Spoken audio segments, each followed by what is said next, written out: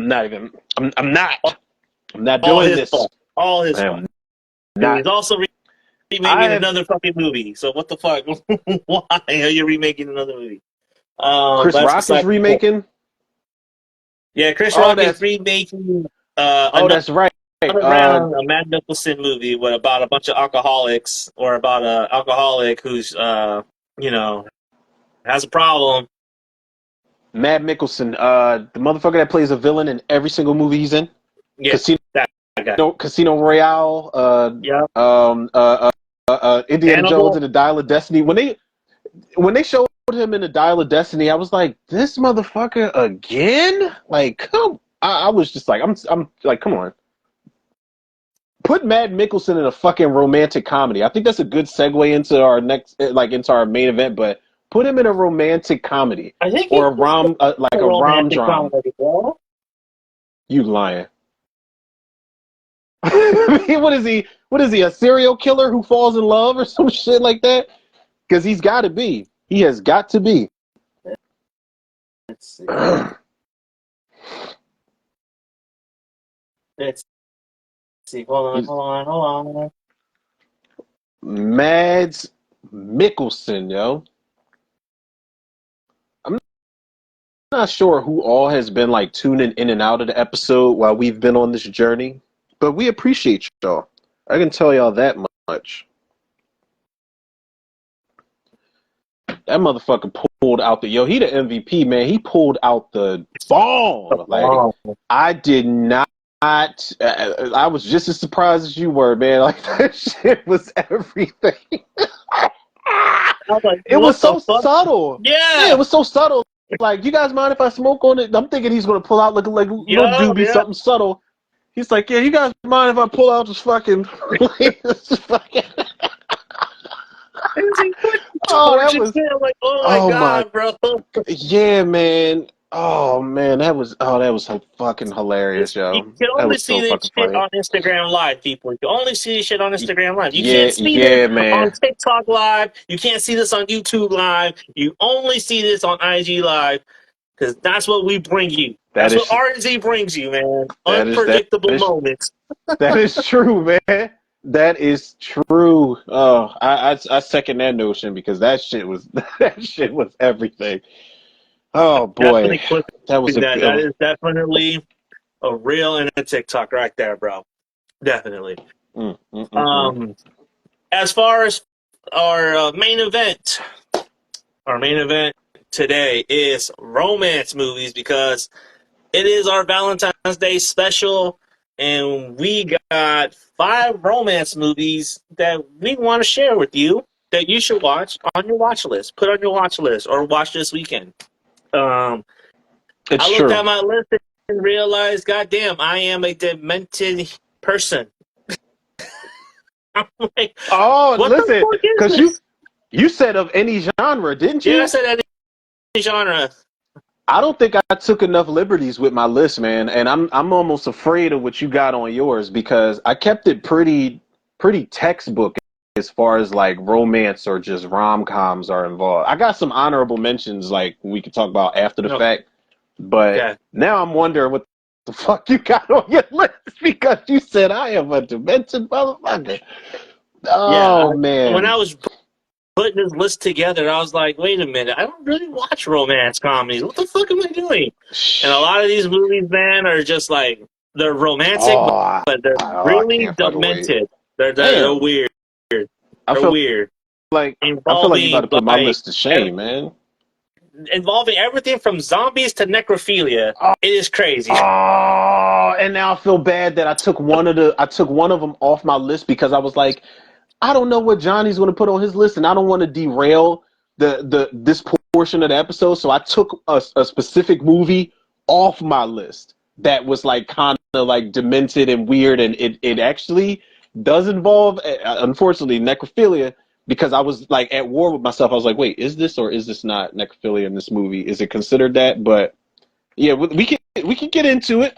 Okay. God damn, man. I feel like my list is going to be the tame, safe one, and yours is going to be like, yeah, I'm picking Human Centipede because this guy was in love with sewing people's assholes to their mouths or some shit. Which Like, another role that could have gone to Matt Nicholson right there.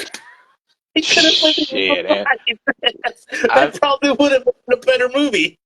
I feel like that would have been a biopic. Like, he's another one of them actors I'm starting not to trust in real life. So he probably does that in his spare time, for real, for real. Like when they called him for Dial of Destiny, he probably was just like sewing people up in the basement. He's like, fuck, it's like, shut the fuck up. I got to take this call real quick. Hello? It's like, yeah, I'll do it.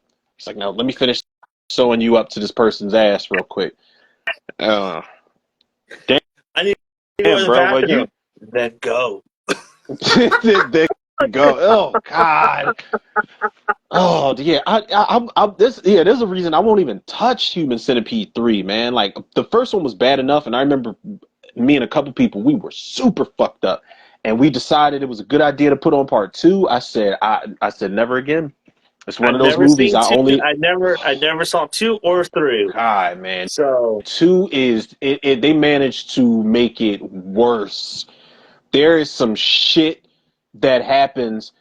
I've only seen something close to this level of fucked up in one other movie, and it's actually a zombie movie, and I won't tell you what it is, but it's fucked up, bro. And I said I'll never watch this fucking movie again. I'll never watch it again. it's a zombie I movie. can't do it. Huh? What's a zombie movie? What's the zombie movie that it did something similar to? Yeah. Oh, it's called Automaton Transfusion. It's like it's the same director that did, I don't know if you know Stephen C. Miller. He did Marauders. He did the Silent Night remake with like Malcolm McDowell and Jamie King, and he did fuck. It was something else he did, but I think Automaton Transfusion was like one of his first movies. He filmed it down at like Full Sail University, got all the extras to play zombies for free and shit. Like, you know, like guerrilla filmmaking shit. But it's a straightforward, nasty zombie movie. I think they raised the money on their own, but they put a lot of money into those gore effects. But there is something that happens at a party sequence in that movie that is just, you don't. It's a lot of movies that's scared to do that shit. Like even Zack Snyder's Dawn of the Dead was low key kind of scared to do that shit, but they do it. And Human Centipede does something similar, but it's way more fucked up. I mean, I don't know. You can pick and choose which scene is more fucked up, but it's bad. It's bad. Now I'm gonna have to watch this. What's it called? Atomic what? Automaton Transfusion. I think they got the full movie on YouTube. Let me check right now because I got the tab open. If it is, send it to me. I got it. Yep. There we go. Yeah, send it to me if you can. Yeah, this shit. You don't expect nothing from the acting. Don't expect shit from the acting. I don't. Once you don't expect an explanation. I'm like, okay, I know what I'm expecting. Don't expect like, well, this is how the zombies came to be, and all of this shit happens. Somebody gets bit. Shit hits the fan. It's on and popping after that. Like, and it's almost filmed like it's an independent movie, but I don't know if I'm being a little blasphemous here, but it almost looks like something like 28 Days Later, where it feels like a documentary type of thing, like just that type of handheld style filmmaking, like when people are getting chased, like you're in that shit. But it's fucking hilarious. It's funny as shit. I don't know why they didn't make a sequel to it, but I would watch it. I would definitely watch a sequel to that shit. Okay. All right. So, do you want me to kick off the list? You can. Yes. Okay. Yep. So, I want to see what you got. My number 5 on romance movies is May. Now, if you're familiar with Lisa Frankenstein that just came out, it is basically that, but with a much more edgier and much more demented, darker, sinister twist on the Dr. Frankenstein. May is someone who is socially awkward. She falls in love with Jeremy Sisto. You know, he has this lush hair and shit like that. You know what I mean? Like, she falls in love with him, and you know they're about to get it on, and then she bites him, and then he rejects her. And vampire? No, she's just in some kinky shit, bro, and he just wasn't into it. I'm thinking, I was like, oh, it's a vampire story. You're like, no, No, it's not. no. And throughout the movie, she's like noticing like the perfect parts of other people, and like once Jeremy Sisto rejects her, she goes and finds these people that have perfect parts and chops them off and starts creating her own soulmate, creates her own love. Fuck. And then it's in much in the vein of Frankenstein. She builds her own lover.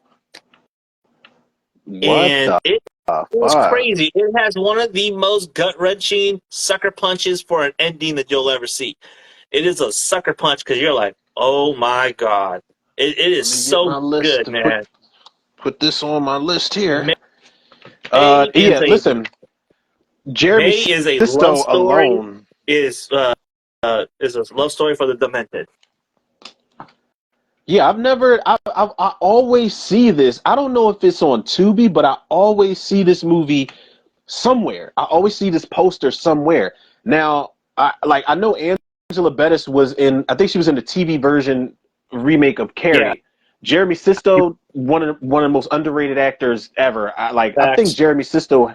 I think he had the potential to be as good as a Billy Zane, but he just didn't quite get there. Like as far as being a character actor, I did not know Anna Faris was in this shit. Yeah, she plays the best friend, and she's not even bitchy, which is interesting.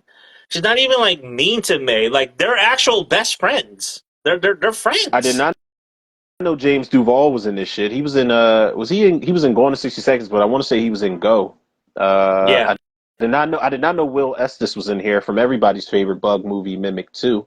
Because everybody saw Mimic I 2. never saw Mimic Uh 2. I seen Mimic, but never trash. saw part 2. Trash. I believe it. I believe it. It is one of the corniest that's a love story, low key. It's a love story because the Judas Breed cockroach falls in love with the main chick.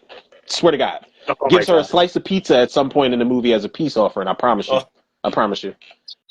May. shit. Yeah, I've never seen this movie, bro. I just put it on my list, but I've never. And I think Angela, even though I haven't seen this, Angela Bettis is a great lead for a movie like this because she, not to diss the actress, but she looks like she could be like that kind of like socially, it Yeah. says a socially awkward veterinarian assistant.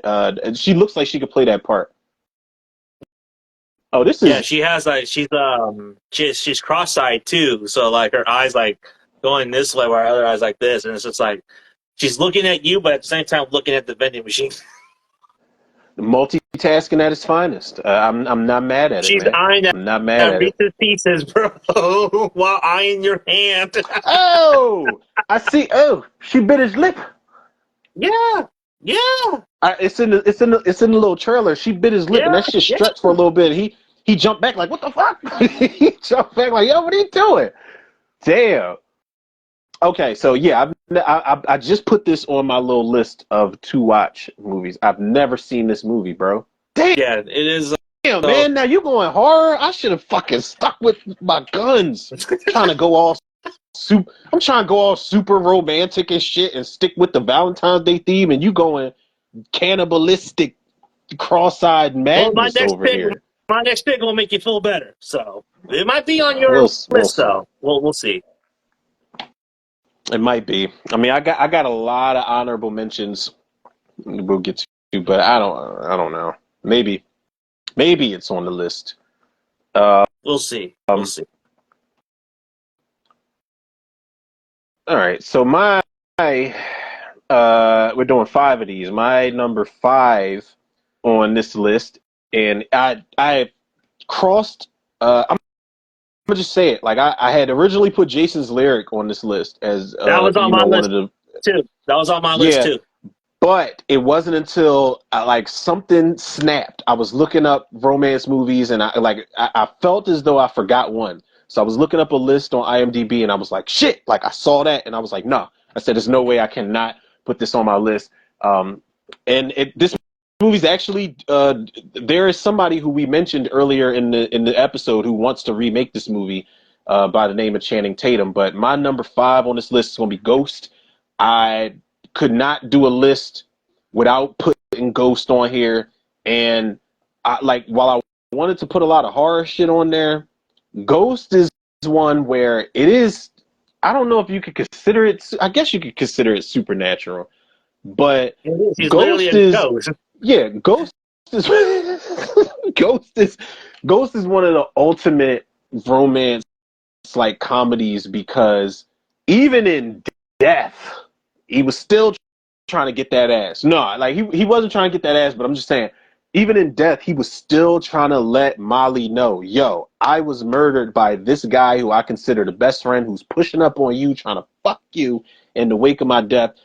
You know, went to Oda Mae Brown, Whoopi Goldberg's character, and used her not really as a pawn or a vessel, but used her as a stepping stone and actually became good friends with her to get the love of his life, to realize that he was still present. It's so many things that who's this Jerry Zucker brought to this movie that I don't know. I mean, you can remake this, but it's not going to have the impact that this movie had back You know what in made 1990 when it came you out. know what made this movie also was the soundtrack. Yeah, it was The a soundtrack really made this wait fucking the movie. Soundtrack made this the movie.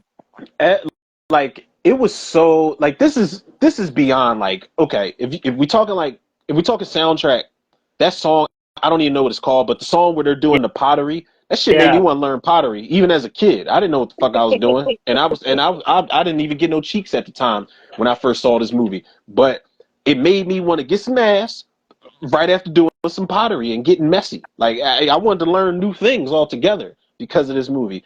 But the score for this movie, yo, you're right, yo. The score is so amazing, and there's moments like chase sequences where like Sam is scaring Willie.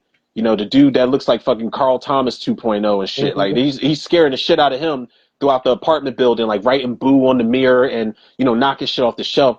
The score complements those scenes really well. And there's moments like I remember when Willie gets hit by that, he gets slammed between two cars. When Willie's spirit pretty much when his ghost, no pun intended, gets up and looks at his body, that score pops up a couple times in the movie and it's familiar. So yeah, I don't know who did the score, but it's another one of those movies where like the romance hits, the humor definitely still holds up. And this shit's got horror elements to it, man. Like I don't know how they got away with a PG-13 rating for this movie. You got it's only one sex scene in here, but when Tony Goldwyn, that's why I said Tony Goldwyn was going to pop up again in this episode. Tony Goldwyn, when he gets killed and that big ass shard of glass comes flying down into his chest, that should have been Yeah. the R rating right there. But they managed to get a PG-13 rating for this shit. But it is still like one of the ultimate love stories because honestly, when you a ghost, I feel like you got other fucking problems to deal with. You got to figure out if why you are in this purgatory. If you're gonna get to heaven, are they gonna send you downstairs, whatever the case may be? But he's like, nah. He's like, I want to go find my lady and make this shit right and slide pennies and quarters and pennies and nickels and shit up the door to let her know I'm still around. Jumping through trains to let he was getting trained by literally Paul. There was a pause moment when I said he's getting trained by, but he's literally Yeah, I was getting like, wait, are we having a Cameron Mace moment here? Oh my God, he's getting coached. He's getting coached by the old guy that's like, get off my train, who scares the fuck out of me in every movie he's in. But he's getting coached by that guy to learn how to, maneuver objects and use his brain and his mind and his heart and shit like that. So Ghost, I feel like it was worthy to make at least the number five in my top five Yeah, no, romance that's a movies. solid pick. That's a solid pick. Yeah, I had to put that shit on there, bro. No, that's a solid pick. Okay, my number 4 is a little movie starring Julia Stiles and Heath Ledger. 10 Oh, I thought you was things about I to say hate about Julius, you. bro. I thought you was about to say Julia Stiles and Sean Patrick Thomas. I was about to say, please stop. Like, don't do that. Say the Last Dance bullshit because she did the heel toe and got into Yeah, Juilliard Universe. I'm like, no, stop. Like, yeah. no, no, no. But yo, that's another movie that you mentioned I have not seen. Yo, I Really? have You not seen Ten haven't Things I seen Hate 10 About You. things I hate about I you? have That is a I have not funny seen fucking it, movie you yo. got. It's a great. You got Larry Miller, you got Heath Ledger, Julia Stiles, JGL, David Berkowitz, David. I can't remember his last name, but he was in Oppenheimer. David Krumholtz, Krumholtz, yes. Joseph Gordon-Levitt, Gabrielle Union, Daryl Mitchell from House Party is in here.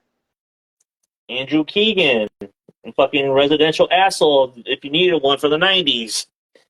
Oh, Andrew Keegan. He was in. Andrew Keegan was in something else. He was in. I'm about to look now, but he was in something else, and I cannot figure out what it was. Let me look. He was You're talking about O? in Independence Day, Camp Nowhere. What else? It was something I saw him in for sure, and I cannot figure out what it was. Doesn't O? matter. Yeah, I have Was it not O? seen this movie though, bro. I haven't seen O either. He's You haven't seen O in either? there. Oh, man. Well, fellow with Yeah, I Todd Pfeiffer and Julia Stiles again? Josh Hartnett? Or Todd have Pfeiffer and not. Josh Hartnett are like stepbrothers? Are they really in that movie? Yeah, and Martin Sheen's their dad. And Martin Sheen is like the head coach of the prominent basketball college, and he favors Mekhi Pfeiffer because he's like gifted and his son sucks. He's a bench Oh, so warmer. that's why Josh Hartnett. I hear that he does some really. I know it's a modernization of like Othello. I know that's Fellow, what it yeah. is, but I've never seen it. But I've always heard that Josh Hartnett, it will make you hate him Yeah. in that fucking movie, bro. And He I is fucking despicable in that movie, bro. Like, oh my you god. said he's He's despicable. he's he's arguably one of the fucking, you know what, now that I think about it, he's arguably one of the best movie villains of all time, dude. Yeah. He's Okay. gotta be. He has to be up there. He has to be. Because what he does, I, bro, crescendos at the end, and once, oh my god, dude. Like, I remember, like, thinking, fuck that motherfucker, dude. Yeah, but 10 Things I Hate About You, man, is a lighthearted movie. It's a romantic comedy. It's probably one of the only rom-coms that I actually really like because it doesn't lean into the cheesiness. It doesn't lean into certain tropes. It actually turns certain tropes on its head and it subverts them. Heath Ledger and Julia Stiles really have great chemistry together, and you buy them as a couple. Like they're both, they mirror each other in a sense of the terms of attitude and the terms of how they perceive the world. But Heath Ledger's just trying to get Julia Stiles to get out of her shell. And the whole thing is that her dad, Julia Stiles has a little sister who wants to start dating, but her dad makes a deal, says you can only date if your older sister dates, and so that's where JBL what? comes in, and he pays Heath Ledger to go out with Julia Stiles in order for JGL to, date this other I girl, know. date the sister. I I know that shit probably backfires. Yeah, So yeah, it does. I mean, so was like in that Which is where movie Andrew Keegan comes in. as the asshole Yeah, character. yeah. So was Heath Ledger always like the charismatic actor that like I didn't? I'm not gonna lie. I was one of those people. I honestly did not appreciate Heath Ledger until he was gone. You know what I'm saying? It wasn't until he played the Joker, and I was like, oh, that guy from Brokeback Mountain's going to play the Joker. I'm not with it. Then I saw The Dark Knight in the theater. I was like, fuck. Like, damn, like, I did not appreciate him until he was already gone. So I Mm-hmm. didn't get a chance to go back and watch, like, 10 Things I Hate About You, A Knight's Tale. I'm not really, like, the target audience for Brokeback Mountain, but I've always wondered what his performance was like in that movie for him to, like, get all the acclaim and shit. So was he like he was good like that back then? Yeah, Because he that's was he was he was he was awesome, bro. Like this, even like you wouldn't think like in a movie like this he would have brought it, but he yeah. brought such like professionalism. He brought his A game to this, and like he just made everyone on the cast better. Like because Damn. the wrong person in Heath Ledger's role could have easily ruined that movie easily, but there's enough mystery. There's enough charisma behind him Mm-hmm. that floats through the movie. It makes everyone better around him. You know what I mean? Everyone wants to match his level. But it's a fun movie. It's funny. Heath Ledger is great. JGL definitely has some really good moments. Um, but Julia Stiles is really the star of the show. She's awesome, and she has like a really heartwarming, heartbreaking monologue toward the end of the movie where you like, if you don't tear up, you don't have a soul, dude. Like you just don't. Don't say that, man, because if I watch this shit and I'm just sitting there plain face, I'm just gonna be like, oh. Man, I had watched this. I had the first time I watched this movie was like I watched it in class. Like I watched it in class because it's a modernization of a Shakespeare movie or a Shakespeare novel. I don't remember which one, but it's a modernized Shakespeare thing, right? And we were watching it, and we were comparing it between this and the book, whatever. And then when the monologue happened, like I was crying. Like, what the fuck, dude? Like, why am I crying? Like this, I should not be crying right now. Like, this is some bullshit. It's like, yo, is anybody else crying? No. Yeah, All right, just like me. luckily Okay. the lights were turned off so no one could see, you know? So I'm like, yeah, no. We good. We good. I'm good. It's cool, bro. I remember watching The Best Man Holiday, which is, I think I put that in my honorable mentions. I was watching The Best Man Holiday in my room by myself, and there's like a funeral sequence in there that happens, and I'm in the room by myself, but still looked around to see if anybody was watching me. Just like, fuck. Shit. Like, yeah. Yeah, it was like that. It was like that. Julia Stiles, though, I would give it a watch though, because I feel like Julia Stiles. I want to go back to her humble beginnings before she was doing bullshit like The Orphan, First Kill, Hey, and all of that bullshit. I like First Fucking Kill. I appreciate that twist. I don't appreciate how they made Esther look because that just looked fucking. That just looks wrong. But I do love the twist on that though. I love that twist about Julia that girl Stiles in was that movie. 86 years old. That girl was 86 years old, and everybody's just like, well, she's just a kid. I don't know what's going on. Fuck, I hate that fuck. I watched that movie. First of all, wasn't a sequence where the house was on fire and they were on the rooftop or some shit like. I'm like, this shit looks awful.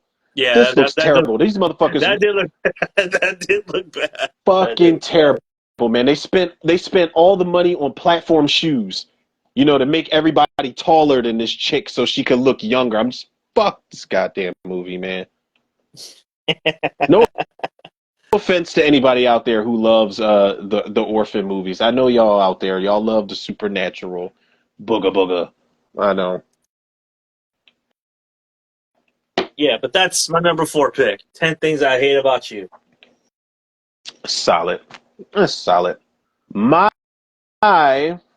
my number 4 pick is I think I did not see this until like a year after it came out.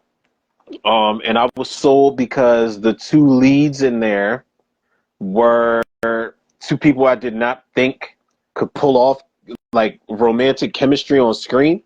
But my number 4 is going to be The Photograph. I don't know if you've seen this movie or not, but it's got it's got Lakeith Stanfield and Issa Rae, and I did not expect because Lakeith Stanfield, I'm not saying he's like his humor is always completely dry, and his overall, on-screen presence is always just dry humor effect type of thing. That's not the case because I think Lakeith Stanfield's got a lot of range.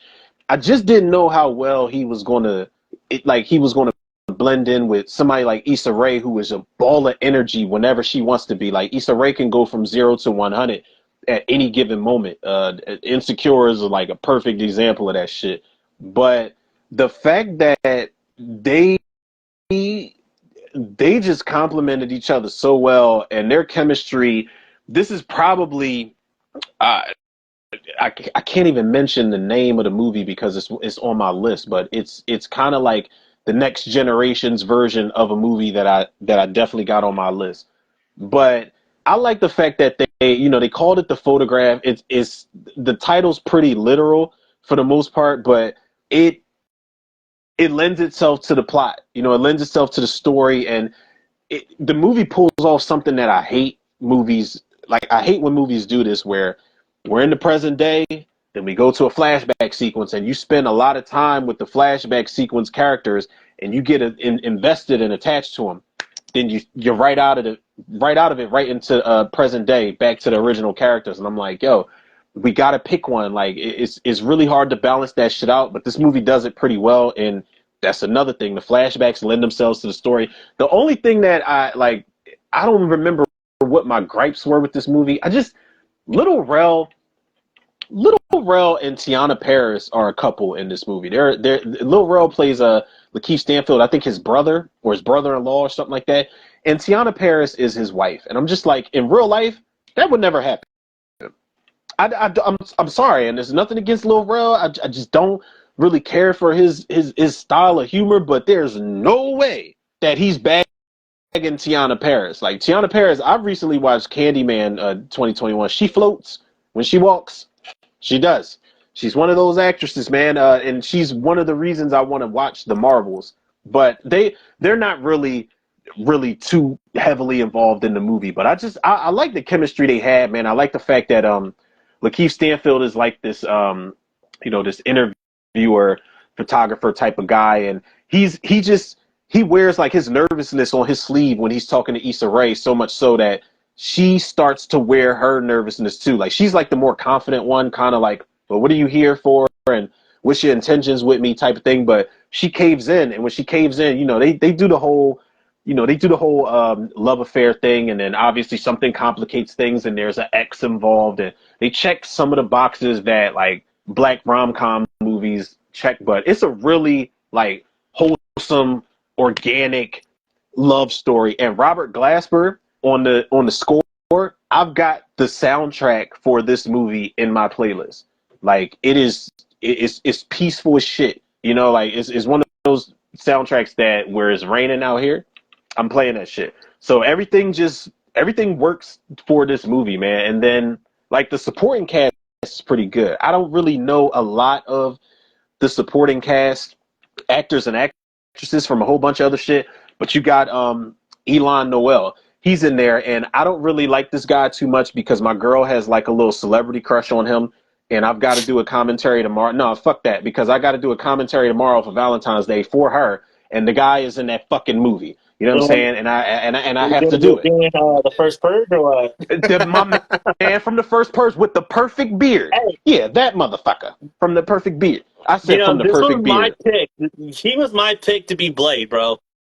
Ooh, he was my pick to be Blade. Listen, I don't like him because my girl got like she says she don't have a celebrity crush on him. I don't give a fuck. I think she does. Fuck him because his beard is perfect. I don't care. But no, in the first purge, he was wrecking shit. Yep. He's also in Insecure. He's in Insecure with Issa Rae. But he's great though, man. He's in the flashback sequences. He plays a younger version of a character in this movie. I forgot the guy's name. What is it? Courtney B. Vance is in here. He plays a younger version of Rob Morgan. Then you got Shantae Adams is in here. Like I said, Tiana Paris. Like, the supporting cast is pretty fucking good in this movie. But yo, him as Blade though?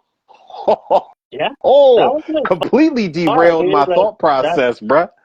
That guy, like, I feel like I don't think this guy gets enough credit because, like, the moves and he has the style, he has the look, the physique. He has the look too. Like the shit that he did in the hallway, dude. Like, that is very Blade-esque. You know what I mean? Blade, like Blade in his early days, like a prequel type, or it could be a reboot, but like a reboot prequel type of situation. Yeah, I would take that. I would just have an attitude in the theater the whole time because that's going to be the one time my girl's like, "Yeah, babe, let's go see Blade. Let's go. You want to go see it?" No, because I'm be staring at you the whole fucking time in the theater, like fucking irritating shit. Up on Alicia Keys, bro, on the halftime show. Listen. Did you see Swiss Beats? Swiss Beats was like, "Yo, man, I ain't worried about it. Y'all worried about the wrong things." Yeah. But listen, if you are at the residency or do a performance with Usher, your girl is going to get snuggled up on. That booty is going to get snuggled up on. It's just going to happen. Usher did an interview on Shannon Sharp's podcast where he said, "I am giving them the experience. He said this, no bullshit. I think he said, not verbatim, but he said, I am ushering them into a good time."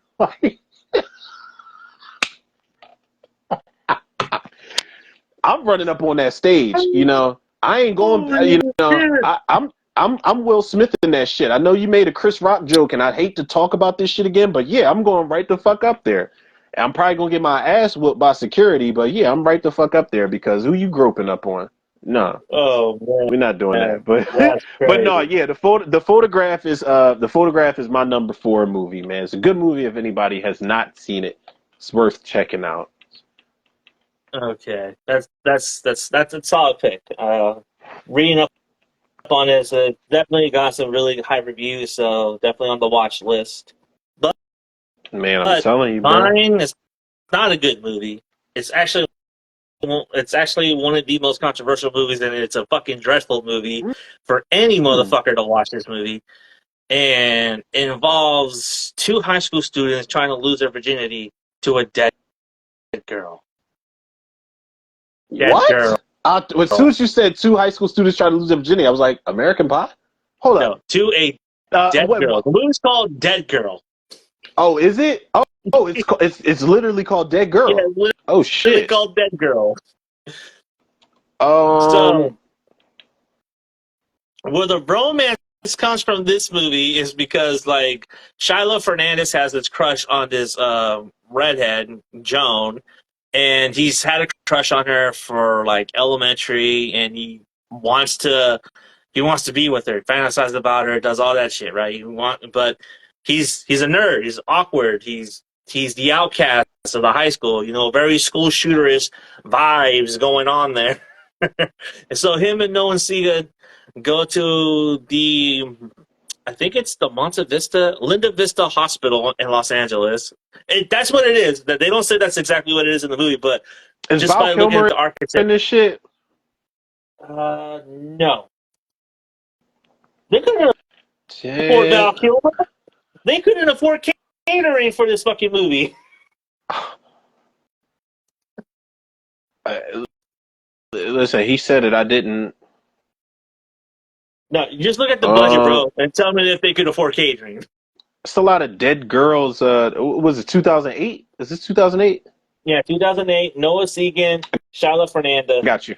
Fernandez. Whoa. Oh, I thought the front cover was a JJ. That's a pair of lips. Yeah, Uh, no, that's Nonetheless. exactly why. Yeah, no, it works both ways, bro. See, I had to turn my head sideways. I was like, oh, what the fuck? And so, Damn, bro, they, you going dark with this shit, man. so they find this girl and they keep her. She's not quite dead, but she's not quite alive.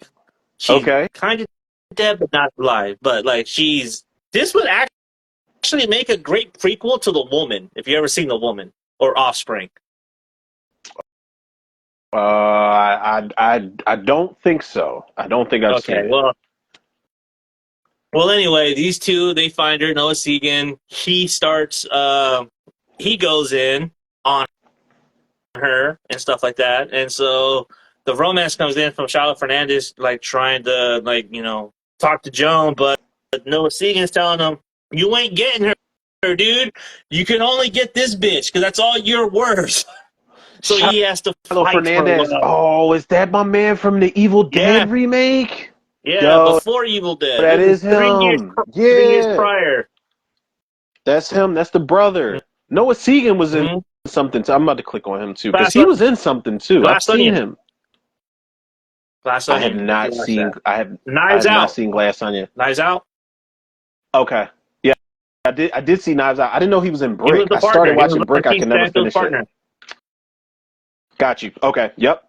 Trooper Wagner is who he was.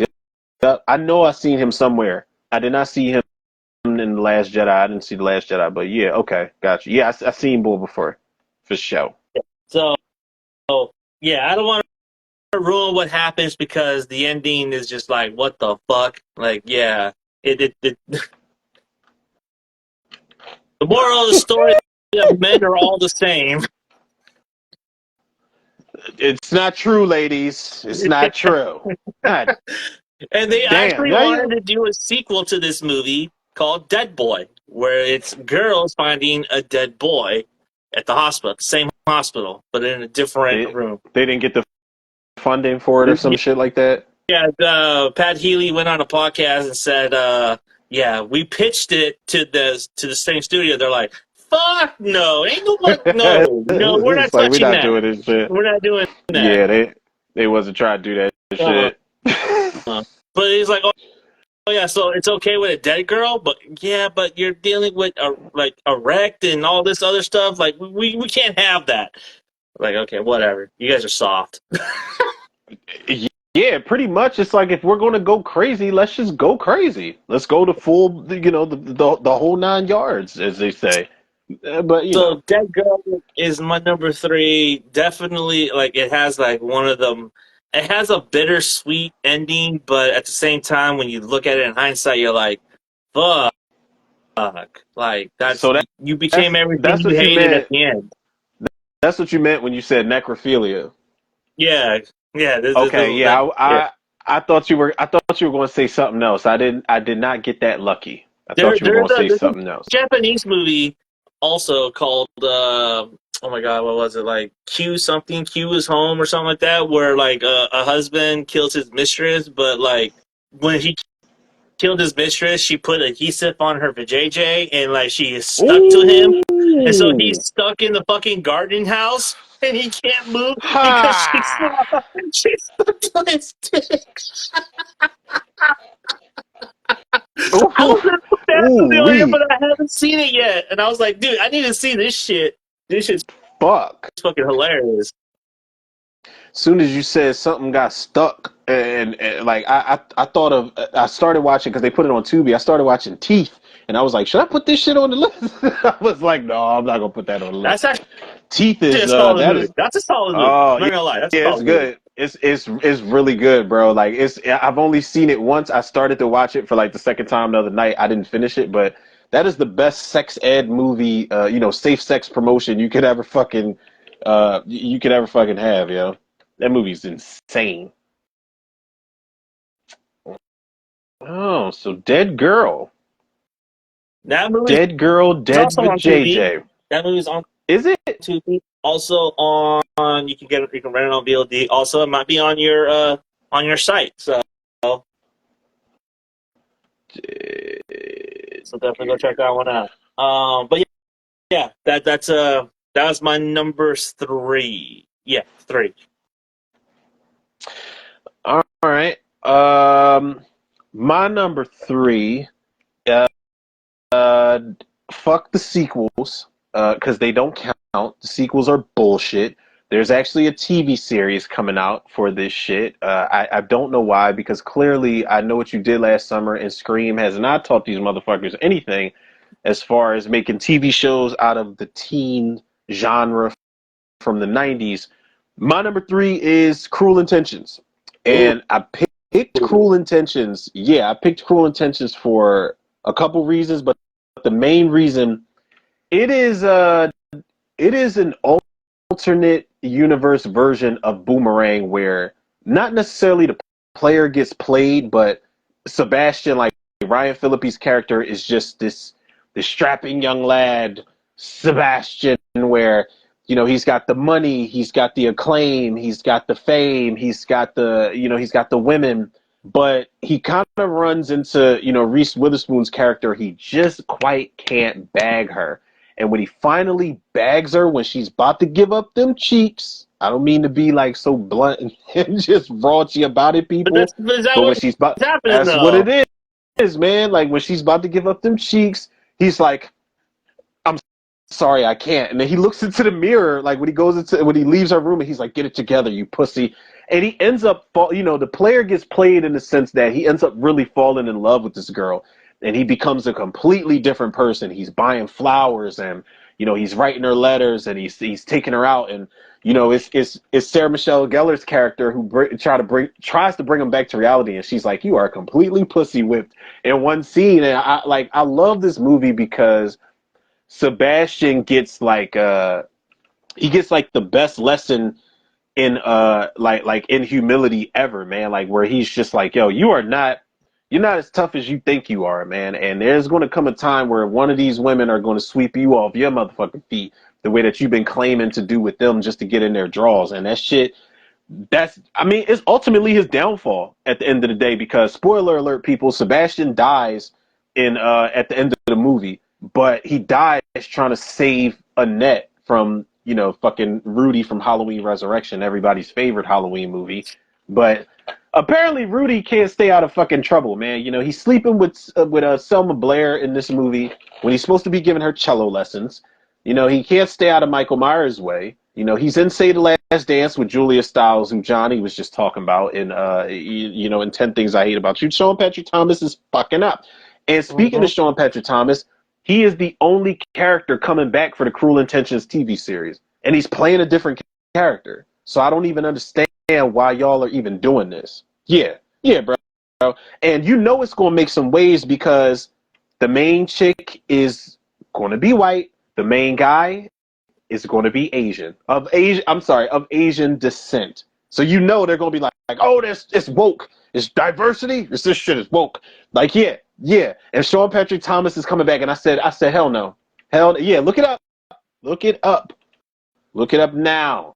But the cast, while Johnny's looking that up, people, I think the cast for Cruel Intentions is I think it's fire, man. You got Ryan Phillippe, Sarah Michelle Gellar, Reese Witherspoon. Her and Ryan Phillippe actually ended up hooking up on the set of that movie. That was a nice little match made moment right there in cinema history. Selma Blair, Joshua Jackson, who should have been in way more scenes in that movie. You got Eric Mabius in there, the Gregster. You know what I'm saying? You got I think I already said Sean Patrick Thomas. It's a lot of it's a lot of great casting. You got Tara Reid. Tara Reid's in there at some point. I think she's only in one scene. She's in the beginning. But yeah, it's a really good almost like a morality tale. Louise Fletcher's in there. You know, Louise Fletcher plays Aunt Helen, and I did not know Louise Fletcher was so amazing up until I went back and watched what's that shit called? One Flew Over the Cuckoo's Nest. And then I recently saw her because I've been watching Shameless. She was in Shameless. So yeah, the cast is fucking fire. The soundtrack, low key, for Cruel Intentions is Mm-hmm. fire. That song they play at the end, the song they play at the end of the movie. I don't know. I don't remember what it's called, but Bittersweet Symphony. that that song is it's fucking amazing, and I think it's a great song to close out the Damn. movie. But Yeah. but but yeah, Cruel Intentions. You know, you can do it. You can do a series to it all you want to. It's not gonna work. You know, it's not gonna work. Am I gonna watch it? I feel like I am because I folded and watched. No, seriously, bro, I folded and watched the Fatal Attraction series just because Joshua Jackson and Lizzie Kaplan were in it. But I don't know. It's just gonna be the TV show is gonna be garbage. I think the TV show might be better than the sequels because I think the sequels are actually prequels on the low. But I like the whole, you know, I'm a womanizer, I'm a player, I get pussy, all of that. Like I love how that shit gets turned on its ear in this movie. So that's why I had to put Cruel Intentions as, you know, number 3 or just put it on the list in general. There was no way I could do this list and not include that Well, shit. there is no release date, no air date for this show. Originally, this was supposed to Good. be on NBC. Where? On NBC. ABC? Oh, NBC. NBC. Yeah, but they're like, no, this is too risque. We're gonna go straight streaming. So I Fuck, man. honestly, if they, because it looks like from what they're saying is, this isn't working.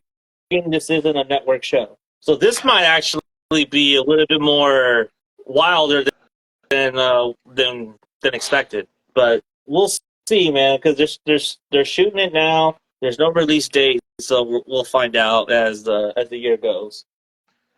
If it is Wilder, then that's a slap in the face because that's not what the original movie. I mean, you got to do your own thing, but the original movie, it was risque, but I hate to say it because there was a lot of weird shit going on. It's tastefully done. You have one sex scene in the whole movie with Sebastian and Annette, and that's when he takes her virginity. But other than that, you got like dry humping with Sebastian and Catherine. You got Catherine and Cecile making out. You got Joshua Jackson and Eric Mabius in bed together, but they don't really show anything that happens. They just allude to the fact that they just fucked and all of this other shit. It's like everything is hinted at. It's either hinted at or is tastefully done. So I don't know. Maybe they just can go for shock value and just risque real sex 29 shit at this point. I don't know. I mean, you can, but I just don't think it's gonna work. I don't know. I don't know. I mean, we're gonna find out. We're gonna find out. And it's filming in Toronto, so. Oh, it's still filming? Yeah, it's filming in Toronto. So, I swear to God, if Drake pops up in this fucking series, I swear, yo, I swear. Drake. I swear. Yeah, they'll do it. He said the one that was hiding the world from the kid behind the kid from the world. It's like, what? Soldier Boy was high as shit when he did that interview. Yeah, he was. That shit was hilarious. Oh my god, it was the funniest He said he shit copied ever. my whole fucking flow. Oh boy, you gotta love it, man. Yeah. That's a topic for another day. But oh boy, I go in on that. But okay, where are we at? We at number.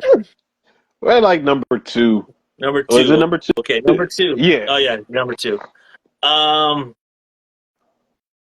My number 2 is the original zombie comedy, and it is Brain Dead. Dead Alive. Oh my, you motherfucker, man! I think they're celebrating the anniversary? Was it today or was it yesterday? I think they recently celebrated the anniversary of the release. Yeah. I was gonna put Shaun of the Dead on here. Man. I'm gonna put Shaun of the Dead on here, but I like Brain Dead a little bit better. I like the romance a little bit better. Yeah. I like his arc a little bit better than in Shaun of the Dead because I feel like at the end of the movie, Nigel grows. You know, he's able to stand up for himself, and then that moment where they're embracing on top of the roof, and you know, he finally finds love. I just feel like the love connection in there is a little bit more genuine and more palpable than in Shaun of the Dead. Even though Shaun of the Dead they're reconciling, I feel like the love story in Brain Dead is much better, in my opinion. Yeah. I always rooted for his character. I remember when I saw that movie as a kid, and it's still one of the when they posted that it was the anniversary of its release. My caption was like, this is something along the lines of like, this is like one of the nastiest, goriest, most disgusting movies of all time, but it's fucking awesome. Like, it's amazing. And for some reason, the love story was always something that caught my attention in that movie. Like, you know what I'm there for. Like, I was a kid at the time. I was like gore, splatter, just brains and blood and guts all over the place. But in the midst of all of that nasty shit, you had him and that girl. I can't remember that girl's name, but you had him and her's love story at the core of it. And I was like, yo, it's actually really well done. Like, even for like a B movie horror, yeah, or a B horror movie. You know what I mean? Exactly. And it was so much. He had so much shit going on. You know, like like the zombies. His mom was turning into a zombie. He had to kill her after she died. You know what I'm saying? Like, when she was already like just zombified, I think he put the needle in her neck. And you got like so much sadness in that movie, man. So they you know how Rihanna had that song "We Found Love in a Hopeless Place" or whatever the fuck it was. It's like one of those types of situations. Like, I love that shit, man. And I think there was a moment where, I don't remember this, correct me if I'm wrong, bro, but like, I think the mom puts him inside of her stomach, and I think when he emerges, the girl is right there front and center, and she's there to like embrace him or some shit like that. I haven't seen this movie in full in a long time. I was going to do this for November. It's like basically him coming out of the wound and cutting the umbilical cord. And being born again. The behind that movie was pretty crazy. Yeah. Peter Jackson, man, his humble beginnings, man. I would love to see Peter Jackson do another horror movie. He wasn't going to do another horror movie up until he was supposed to do like Nightmare on Elm Street. I think it was like The Dream Police or whatever the fuck it was. Did you But this, Did you read the outline for that? I think I like glazed over it. I didn't really get I too think it was much called into it. Ascension. I think that's what it was called. And it was about Freddy being older and all these kids Yeah, going to his house and beating the they shit they out go they of gonna him. beat the shit out of him. Yeah, they gonna fuck him up. And I love that. I love that shit because it goes back to like Freddy versus Jason. That whole idea of I'm not strong Yeah, enough yet. Like that yeah, would have been. I would have liked that. Like Freddy just withered and old, and it's like, all right, if we gonna dream. We gonna dream. We gonna link up. We gonna beat the shit out this motherfucker right, until we yeah. wake up. You know what I'm saying? Like that's realistic though. That's a realistic take.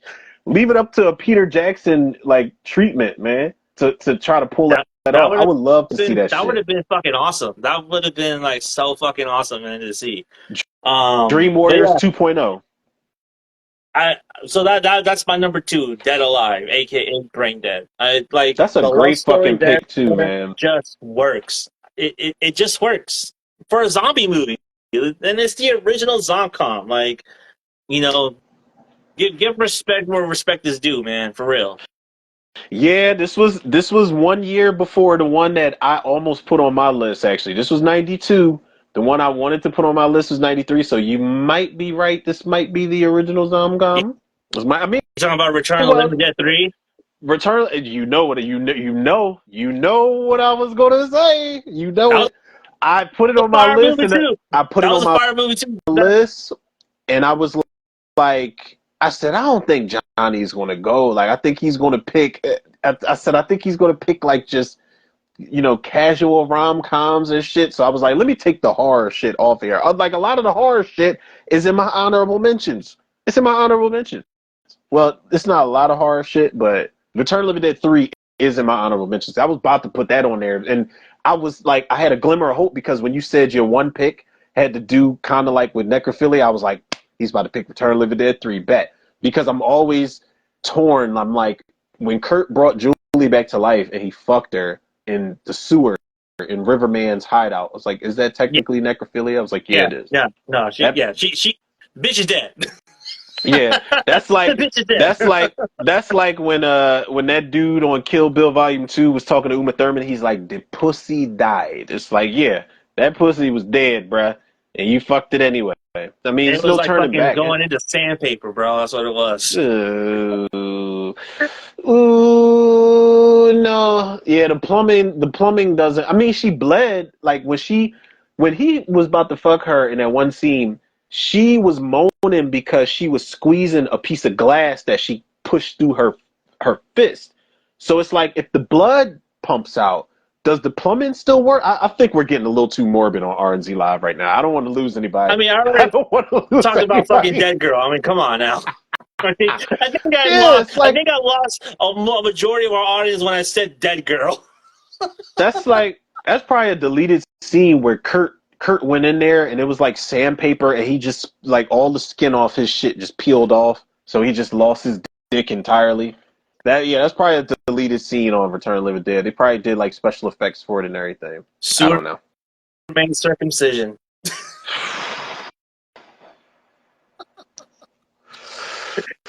Ooh, Oh my god. Okay. Oh, let's move on. Let's move on. Let's move on. Hurry up. Let's go. fuck, man. Holy shit. All right. God What's your number damn, two? bro. My number two. This this is my number two. Right? Is I I remember hearing about this movie, and I was like, I have no interest in it whatsoever. But I remember many moons ago, once upon a time when this came out on DVD. Uh, Me and my girl had watched this, and she brought the movie over when it had came out on when did this shit come out? Like 2004. No, this was way after it came out on DVD. But I remember she had it and she's like, "Yeah, babe, I want to watch The Notebook." And I'm just writing it off. Obviously my number 2 is The Notebook, but she brought it over. I'm just writing it off and I'm just like, "Okay, man, like, whatever the lady wants, these are the sacrifices we make." And I was writing it off.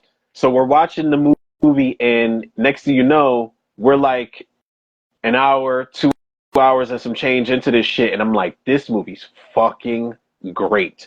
and I don't care who knows it. I remember putting a post up on Facebook, and I was like, I don't care who clowns me for it. This shit is great. The story's great. Noah and Ali's love story is frustrating, but it's amazing. And I remember, I like to this day, I tell her, like, you remember when you put me onto this movie? Like, I love this fucking movie, and I regret ever talking shit about it. But this shit, man, The Notebook. I'm not really I'm not a Nicholas Sparks fan, but I can see why people gravitate towards his novels. You know, he did this and he did Dear John. Dear John is like an honorable mention for me, but it's nowhere near as fucking good as this movie. And the fact that it came out after this, it didn't stand a chance. You know, I don't give a fuck who they got to cast it or direct it or write the script or whatever. But just the story of older Noah, you know, reading from this notebook to the love of his life, who's got like dementia, Alzheimer's. I'm not sure exactly what she had in the movie, but he's making himself a resident at this point, you know, at the old folks home, the retirement home that she's at, the nursing home that she's at, just to trigger her memory by the memories he's reading to her. I'm like, this is one of the greatest love stories ever told, man. And I did not expect to like the movie as much as I did. I didn't cry watching the movie, but I was like, God damn, man, the fact that, you know, it's kind of cliche. You can look at it cliche or look at it like, oh, it's a little too much of a book ending. But the fact that they died next to each other, like they died peacefully in their sleep next to each other, holding hands and shit. I'm like, yo, this is I ain't never seen nothing like this. But the build up to everything, like everything that they went through, it felt like you was either in the trenches with them, going through their shit, or you were one of their friends, like trying to coach them through everything that they were going through. Like when Noah went to the army, Ali got fucking married to Cyclops and shit from X-Men, and I'm just like, you know, this motherfucker ain't shit, and you know she knew she wasn't in love with no fucking James Morrison. He got money, he got status, the family loves him, the family wants that, you know, wants to be incorporated with that status and that money. That's what it is. And she wasn't in love with him. And I'm just like, if you're not, like, why even waste your time? You're just doing that to get over Noah. And it wasn't even really low key. It wasn't fair to James Morrison's character that she was just passing through time with him. And that's when I kind of felt bad for his character. But when Ali and Noah kind of came back around each other and they were playing this like ring around the rosy bullshit, I'm just like, yo, y'all are either going to be together or y'all not. Like, I was over it at that point. But to go through the emotions and the motions with those characters, I'm like, yeah, y'all got me. I did not expect this movie to be as good as it was, but it was fucking great. It's fucking epic. The cast is fire too. I did not think. I don't know if I was about to call that motherfucking Noah Gosling. I don't know if Ryan Gosling and Rachel McAdams really messed around in real life, but if they did, kudos. I'm all for it. And Rachel McAdams, is something about her that is like, I don't know, man. Rachel McAdams is just, I don't know. She just got it, especially in Game Night. Sorry. That was a fire fucking movie. That was a fire Yes, movie. it was, bro. Yes, it was, man. Underrated as fuck. Underrated as fuck. But yeah, my number 2 is The Notebook, man. That shit completely caught me off guard. I never would have. I was like, I really wrote it off. And I was talking to a couple of homies about it at the time before I watched it. I was like, yeah, this little chick flick. I don't give a fuck. And I was watching it like, damn, what's about to happen next? Are they going to get back together? But happens, bro. Yeah. Like you talk shit, and then all of a sudden you get invested as soon as you pop it in. Like, man. I know, man. I know. It was a wild time, man. It was a fucking beautifully made film, though. That's how I felt when I watched She's All That for the first time. Oh, are you being funny? No. Or are you being serious, man? No, I'm being for real. That's my shit, bro. That's my shit. I love that fucking movie, man. Like, one of the funniest parts of that movie is when they was playing "Kiss Me" and she slipped down the steps. Yeah. Fucking record scratch, perfect record scratch moment, yo. I love that movie. Yeah, no, man. Like, damn, I didn't put that on my honorable mentions either. That was all. That's on my honorable mention. Yeah, She's All That. That's my shit. Only reason it's not on my list is because I haven't rewatched it. That's the only reason. And it's been a long time. Oh, the last time I saw that movie was back in 1999, bro. That's the last time I saw that movie. Damn. I mean, some of it holds up like in a comedic way, but you look at some of this shit like, all right, like yeah, this was clearly a product of his fucking time, man. Matthew Yeah, Lillard they did is a fucking Walter Jones pretty dirty, bro. I looked at that picture and I'm like, what the fuck is going on with his hair? Matthew Lillard is a fucking national treasure in that movie, yo. He is You know who, amazing you in that know who movie. he's playing? I don't know if you ever watched like the Real World like that, but Fuck he's yeah. Puck. He's Puck. He's Puck who Puck. spit in David's face, Yeah. right? Is he supposed to be Puck? He- Okay, is that like but a real I thing? don't know if he's supposed to be, but that performance, that's modeled after Puck, bro. Oh You shit. can't you can't tell me looking side by side like their antics and the way they act. You can't tell me You're that's talking not Puck. You're talking about something. I don't know if you watched the real world. That was my shit. Now I checked out after a while. Like when they did the real world Philly, they did us dirty. I was like, okay, this is boring.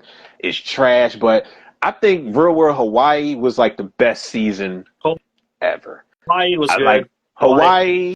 Was good. New Orleans was I fire. didn't I see that. wasn't. I think Back to New York. I remember going back and watching the one with Heather B. I think Heather B was on the first season, wasn't she? Yeah, yeah. But I remember Puck, yo. Puck spit in David's face, man. And He he spit slapped in David's that face. bit. Like he's the only guy that got kicked out like twice. Yeah, he spit right in his face. He said, he spit in my face, disqualification. And nobody even batted an eye at this motherfucker. And then he was like, ugh, Puck opened his mouth. He's like, yeah, man, I'm sorry. You can spit in my mouth. And then he's like, I'm not even going to give you the satisfaction. I'm going to walk away. Puck. And then I remember when they started like blending the real world and road rules together. Do you remember CT and Adam were always fucking fighting? CT was on steroids or cocaine or something, bro. Yeah, that CT motherfucker was was amped the fuck up, bro. Like, what the a fuck is wrong with this dude? yo 24/7. CT was on go every time. He was ready to fight Adam every time. He's ready to fight that country dude Wes. Mm-hmm. He's ready to fight everybody. He was always on go, man. Yo, I used to watch that shit faithfully, bro. For sure. That was my shit. I remember when that girl Irene got slapped, the girl that had Lyme disease, that black dude slapped her, and I'm like, what the fuck? Like, why didn't they kick his ass off or take him to jail or some shit? Then they just started getting a little out of hand with the rest of the Then shit. you The rest of the season find started that if you going watch wild. the Dark Side of the '90s, you find out that some of those moments were fabricated. For real? Yeah, Is it like a documentary? yeah. If you type in Dark Side of the '90s and look at Real World, they'll talk about those moments. Oh no. Yeah, Dark Side of the '90s. Oh, there's seasons of this shit. Yeah, I think it's season one. I think it's season I see. one. Oh shit! I see Maury Povich in one thumbnail. Yeah, Oh, Trash there's TV. really seasons of this shit.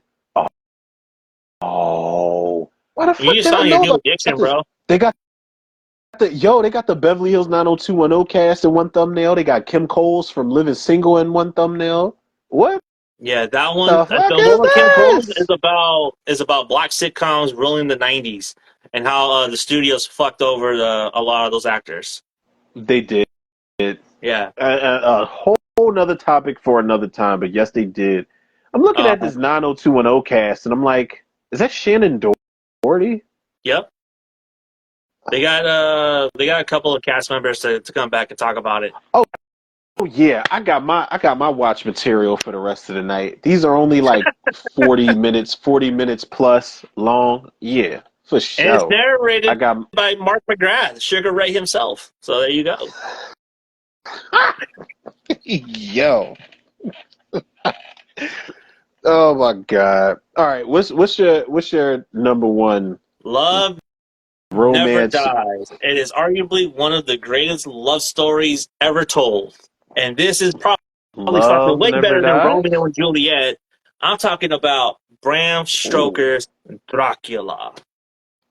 Oh, I thought you were talking about the actual Love Never Dies. I'm looking up Love Never Dies, like literally. Is there a movie called Love Never Dies? It is. It is a movie called Love Never Dies. I looked it up. It's not rated though. A What the fuck is this 2012 like? film? Is it like a loose take on Phantom of the Opera? Because that's what it looks It's a like. musical. Yeah. Okay. Okay. The tagline for Bram Stoker's Dracula is "Love Never Dies." I did not expect that to be on you. You put my list to shame. You got all this horror shit. I got all this soft ass shit. I should You, have just went you know, with my gut. I should have I just actually had went with my gut, man. I actually had like Love Potion #9. I had She's All That, Can't Buy Me Love. Ooh, Benny Love and Potion. June. Benny and June was actually on my list for a Benny and minute. June with Johnny Depp, With right? Johnny Depp, Johnny Depp was in that, yeah, right? I yeah, remember that movie from back in the that was a day. really good movie. Sad movie, but it was a really good romantic movie. And but again, not on my list because those are not movies that I rewatch a whole lot of times. You know what I mean? Those are not movies that I go back to often. I watched Dracula, I think late last year, and thought, man, this is a fucking great movie. Still holds up. And I mean, say what you want about Keanu Reeves and his performance, you know. Oh my God, Keanu What Reeves is happened? the only blemish on that movie. He's the only blemish on that movie. That is it. You know what I mean? The He only is the Sofia blemish? Coppola of that fucking movie. Like I'm sorry, that's who he is in that movie. But Dracula, you sacrifices himself, and his love is reincarnated to Jonathan Harker's wife, and then he travels across the sea to be with her, seduce her, to be with her again. He turns her, and then they become entangled, and then they fall in love, and again the cycle repeats itself. With her Mm. sacrificing herself to be with him, and I thought it was a really great story, and it's a lot more romantic than I expected it to be. You know what I mean? It's not a movie that I thought it was going to be like really romantic, but when you think about Dracula, like what is Dracula? It's a romance movie. Yeah. Same thing with Bride of Frankenstein, so Yeah. you At its know, core, it is. You're right. yeah, it's a romance story you know at its core, and I'm just like, God damn, this is a really great movie. You can't make that movie today. You can't. So how? Okay. So like my question is, how well does this hold up? Because every time, all right, like I remember like 2 years ago going back and watching I told myself I was going to watch all the period piece kind of like redos of the Universal movie monsters. So I went and watched the Joe Johnston, The Wolfman with Benicio del Toro. I told myself I was going to watch what is it, Kenneth Branagh, Rana, Braga, Branagh, yeah. his version of Frankenstein with Robert De Niro, and I'm like, I always tell myself I'm going to go back to watch this I Bram thought Stoker's that was Dracula. Mary Lambert that did Frankenstein. Mary Lambert. From No, that was from Pet Cemetery? No, that was Kenneth Branagh. Nah, nah, nah. Nah. Branagh, nah, nah, nah. The guy that did Thor. No bullshit. The guy that did Thor. He directed Mary Shelley's Frankenstein, the one where Helen. He directed and starred in it. He plays Dr. Frankenstein, and Robert De Niro plays Frankenstein's monster, and Helena Bonham Carter plays The Bride. his woman. Yeah, the bride, pretty much. But I keep telling myself, like, how well is Bram Stoker's Dracula gonna It's hold gonna hold up? up better Like my than any of these fucking movies. I guarantee yeah, you. my fear is just the slow burn of it. I think that's probably just my Actually, only it's fear not. is like the time frame It's of it. really not that slow of a movie. It's really not that Yeah, slow of a movie. It picks up like after the beginning opening monologue and the opening collage of like the various battles. The movie still picks yeah, up. Like it moves. There's no slow. There's no slowness to it. Like it's slowly building momentum, but there's enough interesting character moments and character arcs to keep you invested. And there's a lot of things going on, especially with Gary Oldman at the beginning of the movie. That really does hold up very well. The transformation holds up, the makeup holds up, the sets hold up, the costumes, everything about Yeah. that movie, because it was done practical, Mm-hmm. still holds up to this very fucking day. Like I know the performances are going to be like can't be topped because just looking at the trailers and the clips, they took that shit. They were treating that shit like it was like Shakespearean like Broadway or something like that. Like they were really. That's one of the things I loved about the '90s takes on those properties. Like you go back and you watch. I know you said it holds up better, but if you like overall, if you do go back and watch like Bram Stoker and you watch or Bram Stoker's Dracula and you watch Mary Shelley's Frankenstein, and even to a certain extent the Wolfman that Joe Johnston did, I think it was like 2010 or something like that.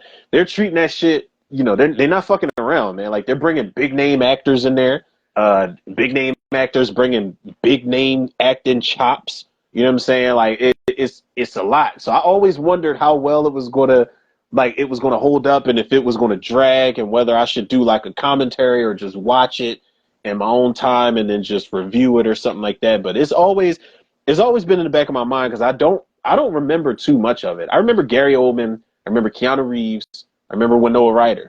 That's it. And I remember Gary Oldman looking like a kind of like a wolf vampire bat type of thing, whatever the fuck it was. The werewolf scene, bro, is fucking intense. It holds up very well. He said it's intense. It is. It is because what he does to that girl, bro, in the middle of the fucking garden maze is fucking like savage, bro. It's like very animalistic, and it's just like, what the fuck? It's crazy. He fucking and Francis Ford Coppola, man, that's the Godfather director, right? Yeah, Apocalypse Now.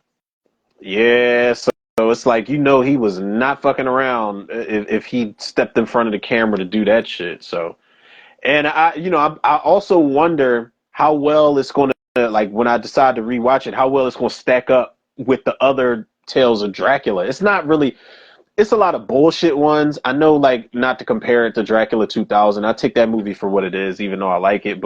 And I know not to compare it to like The Last Voyage of the Demeter or I don't know, actually, like Dracula. Never mind. What? No, go ahead. Never mind. The next one I was about to say was like something like Dracula Untold, but that like I like Dracula Untold, but I already got a feeling that Bram Stoker's Dracula was going to be better than that. Dracula Untold was good. I think it was underrated. I think it could have been a jumping off point for the Dark Universe with Luke Evans, but I feel like the acting's going to be better in Bram Stoker's Dracula overall. One of the movies that I would compare it to is this USA original movie called Dark Prince. It was originally called Vlad, but they had to change it for legal reasons. But Dark Prince. Yeah, Dark Prince, the true story of Dracula. It's actually the full movie's actually up on YouTube right now, starring Rudolph Martin as Vlad and Peter Weller as one of the Catholic priests. That's whoa! This was the guy that did Halloween 6 and Phantoms did this shit. Joe Chappelle. Is this the same guy? Yeah, I think this is Joe Chappelle. He did Phantoms, Halloween 6. He did The Skulls 2. I don't know why they needed a sequel to that shit. Dark Prince. I mean, the Peter Weller. budget is kind of crazy because it is a TV movie, so you need to like keep that in mind. Keep that in mind. It's a TV movie. Yeah. This actually tells a story. This actually tells. It doesn't really go into like Dracula, but this tells us the real life story of Vlad the Impaler, and it's actually really effective.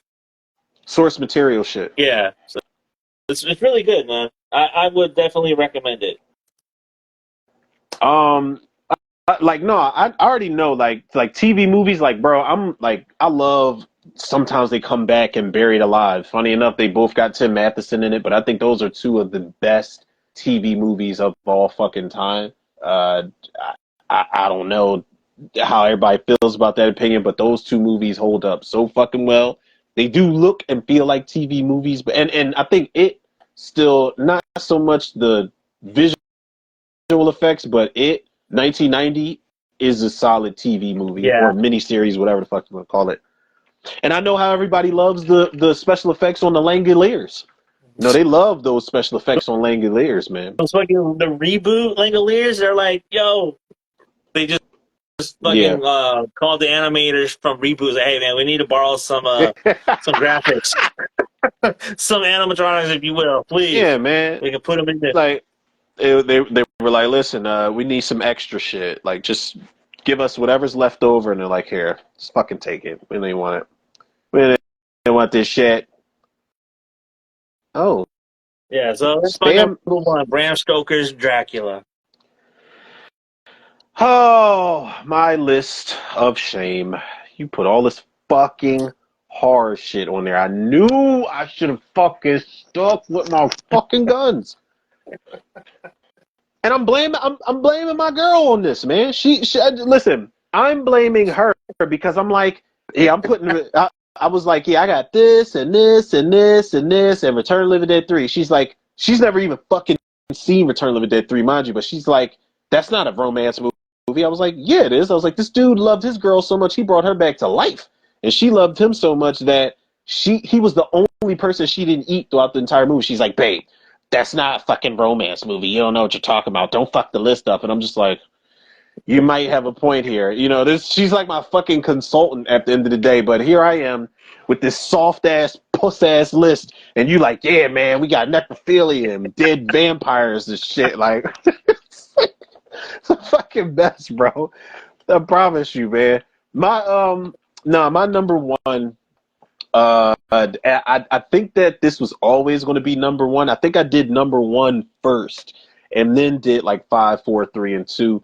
But this was always going to be number one. It almost low key was between this and Boomerang, but Boomerang, I felt as though it like I don't know. It wasn't Boomerang wasn't really romance. It was another one of those Cruel Intention things where the player gets played type of thing, but it happens too late in the movie, so I couldn't put Boomerang on the list, rightfully so. But my number one is gonna be Love Jones, and Love Jones is Lorenz Tate. Lorenz Tate, man, Nia Long, Isaiah Washington, Lisa Nicole Carson, and Bill Bellamy, and fucking who the fuck else was in here? Who's the chick that plays Sheila? Who plays Sheila? Bernadette Speaks. Fuck. Oh, look, God, that look, girl. we got Rodderman in this. Rodderman's in this movie too. No, he wasn't. Where? Yeah, Marvin Cox. No, that's Rodderman. That's not Rodderman. That's Raheem. I was about to say, my bad. That's Raheem. My bad. My bad. I was about to say they done put Rodderman in a fucking rom-com. Yo, and the funny thing, I was like, Rodderman was in this. Oh man, no, but fucking, yo, the funny thing, Khalil Kain might as well be Rodderman because he is a villain in this shit, man, and it's always one of the reasons this movie frustrates the fuck out of me, and it's funny you mentioned his character because Khalil Kain, I love this guy as an actor, man. He's great in this, in Juice, in Bones, in Living Single. I love that guy on screen, man.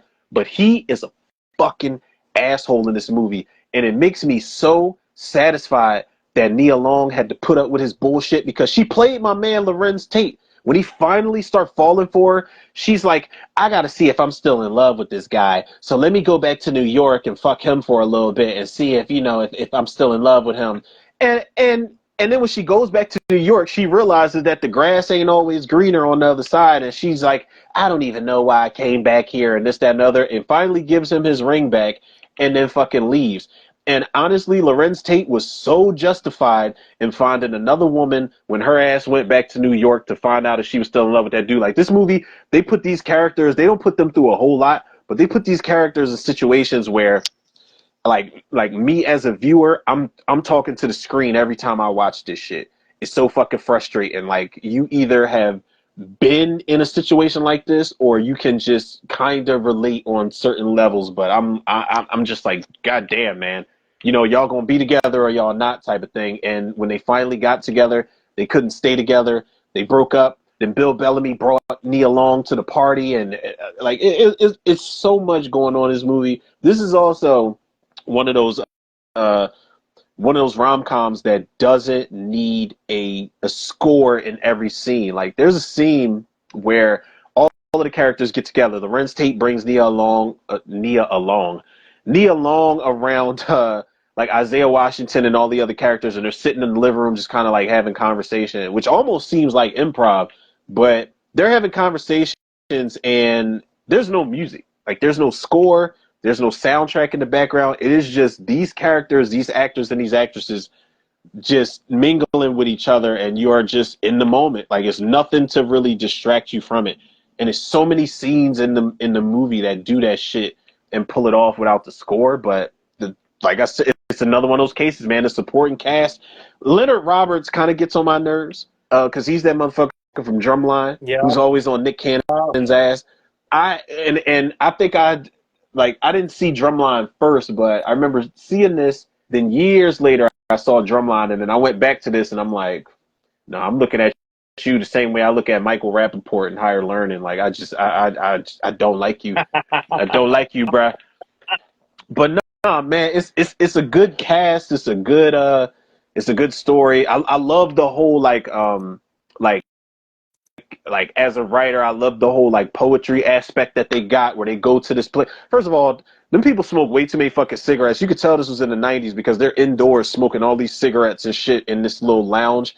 But I just love, like, minus the cigarettes, I love that atmosphere that they put themselves in, and you know, they do the whole deaf poetry jam thing, and they read from their books and shit like that. So it is like I said about The Photograph, it is a organic love story for the most part.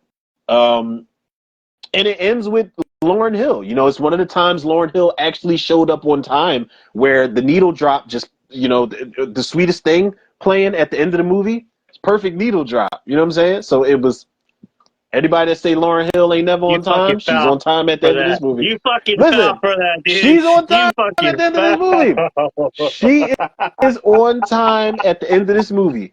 Soon as the movie goes off, sweetest thing comes on. It's the perfect fucking. It's the Is that a perfect Fugees fucking song, ending, or is man. that Lauryn Hill? No, I think that's. I want to say that was on the Miseducation of Lauryn Hill, sweetest thing song. Soundtrack fire overall. The score and the soundtrack is fire. It's a lot of jazz in here too, scattered every once in a while. So that's dope. But yeah, that's my. I feel like that was always going to be my number one. As much as I wanted to put Boomerang on the list somewhere, I said Love Jones is just is way more of a natural movie to put on the list. So that's my number one. That's your number Right one. now. Yeah, man. And I should have picked a lot of other shit, man. So my honorable mentions are, I already said, She's All That, Can't Buy Me Love, Oh, Zebrahead. What is Zebrahead? You never seen Let me Zebrahead? look Michael Rappaport and Ambush No. Wright. Michael Rappaport coming from New York, living in Detroit. He falls in love with Ambush Wright, and they have like an interracial relationship, and then it's like causing this uproar at the high school. Yeah, and I cannot I've never believe seen this, bro. You never seen that? What? Bro, this is really good. Really good fucking movie. You got Remy from Higher Learning falling in love with the chick from like the revolutionary chick from Dead Presidents. Yeah. What a world, yo. What a world. Title makes sense though. Now that you told me the plot of it, the title makes sense. I like it. Yeah. Oh shit! Who got into a shootout at a skating ring? What the fuck is going on in this shit? Yeah. I don't want to ruin it, but yeah, it gets heated because of these two of their relationship. So they basically, is this like the first Save the Last Dance? No. Where she's like, we spend so much time. We spend so much time defending our relationship.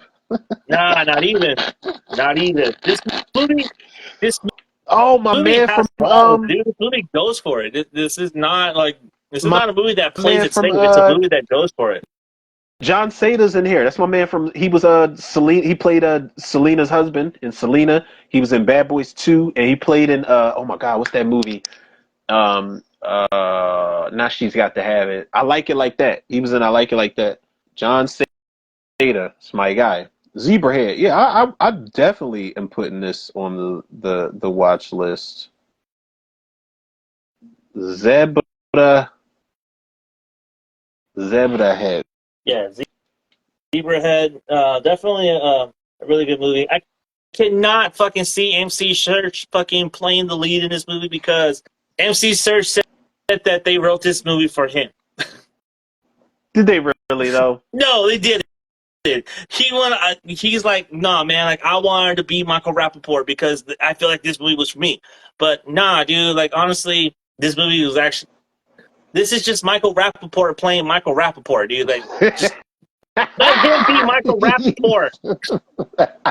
You know what I he mean? said he said this is just Michael Rappaport playing Michael Rappaport. Oh God. Yeah, it is. It is the teenage version of Jungle Fever. That's pretty much it. That's all it is. Just with a little bit more Mm. violence. Um, That's a bold statement, it, my mans. it is in a turn. Like once you see it, you'll understand the reference, and Yeah, it goes deeper beyond what's going on screen. It just what it has to say about relationships. yeah, yeah. Well, So I'm putting it on the list. I got Poetic Justice on my honorable mentions too. I wanted to put Poetic Justice on my top five list so fucking bad, bro, but I don't. As much as I love that movie, man, and rest in peace, shout out John Singleton. He's one of the goats. I just the the more I look back on that movie, the romance factor between Janet and Pac is just it could have been there, but I don't know if it reached its peak like it could have you know, in a movie like that. Cube was actually supposed to be in that movie. He was, and he said he didn't agree with the part in the script where Lucky in Chicago fought over justice, and he left him out in the middle of nowhere. He said, "I don't see me leaving my boy over some chick I just met," and I like that. Listen, Cube. I don't know if at that point in his career was in he was in a position to make an executive decision like that, but he It did, paid and I'm glad he did. off. It got on Friday. 2 years later, it got It did. on Friday. Everything happened. Everything fell into place. And I think Pac was the dude for the job anyway. It's just like even I couldn't put that on my top five list because like what bothers me is as much as I love that movie, even in their kiss scene when they're like in front of the water, their kiss scene is weak as fuck because Janet There's no Jackson. chemistry. There's no It, chemistry. I mean, like I like when they're arguing, and I like when they do have a moment where they're sitting there, or they're standing there at the I don't know if it's like the amusement park or some shit like that, and he like grabs her hair, like they're just talking, and he kind of like grabs like a handful of her braids, and she kind of just looks at him like, yo, like nigga, you falling in love, like I don't know what you're doing, but I love that part, but I like it's just it wasn't where it should have been, man. Like that's why I could not put that on my top five. I wanted to put Jason's Lyric on my top five because they found love in a hopeless place. There was so much just drugs and guns and just murder and shit going on around Jada Pinkett and Alan Payne. But I don't know. It's more of it's so much more hood shit going on than it is romance at the end of the day. So I couldn't put that on my list. And I got Ghost of Girlfriend's Past as one of my honorable mentions. I don't know if you ever seen that shit with Nah, I never seen that one. your favorite actor, Matthew McConaughey's in that shit. Oh, Yeah, this that is movie. when he was doing his rom com shit right here. When he's on that Yeah, little man. stretch. He was on the stretch with the rom coms, man. Failure to launch. You know what I'm saying? He was on failure to launch. Ghost of Girlfriend's Past is actually funny as fuck. Breckin Meyer is like his brother, and he's getting married to the chick Lacey Chabert. Barrett from Black Christmas 2006 shit. And like Matthew McConaughey gets drunk as fuck, and Jennifer Gardner's like his ex-flame or ex-girlfriend or something, but he gets drunk as fuck. He passes out, at the wedding rehearsal, and he gets visited by all his ex-girlfriends and all of this shit, man. It's funny as shit.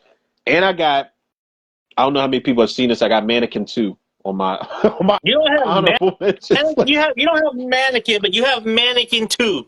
Fuck yeah. What the? Are you fucking serious? That's like me put Splash 2 on the fucking list. There's a Splash 2? No, I'm just saying.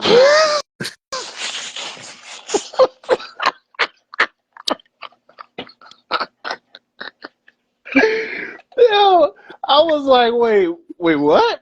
I was thinking to myself, I'm like, did Daryl Hannah come back for this shit? No, man, listen, I saw Mannequin 2 first. You know what I'm saying? And the fact that I was a kid, like me and my brother and my sister used to watch this shit. We used to watch this shit all the time, and we were like, yo, they really filmed this shit in Philly. Like, we know those Germantown streets. We know those downtown streets. We know that Broad Street block, and we know this block, and blah, blah, blah. But we saw part 2 first, and then I saw the first one, and I was like, I was like, Weekend at Bernie's dude and Kim Cattrall from Sex and the City. I was like, sure, why not? But Mannequin 2, Christy Swanson, Terry Kaiser, like, come on now. William Ragsdale, from everybody's favorite vampire movie. Too. Are you fucking with serious? Amy Yazbek as the mermaid.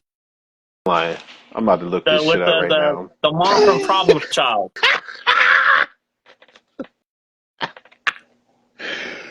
Oh, it's Splash 2, like TOO. How original. I guess they made a Splash 2. Is this the same director? I don't know. No. Oh, that is the mom from Problem Child. Does she still look like that in real life? God damn. Do the carpets match the drapes?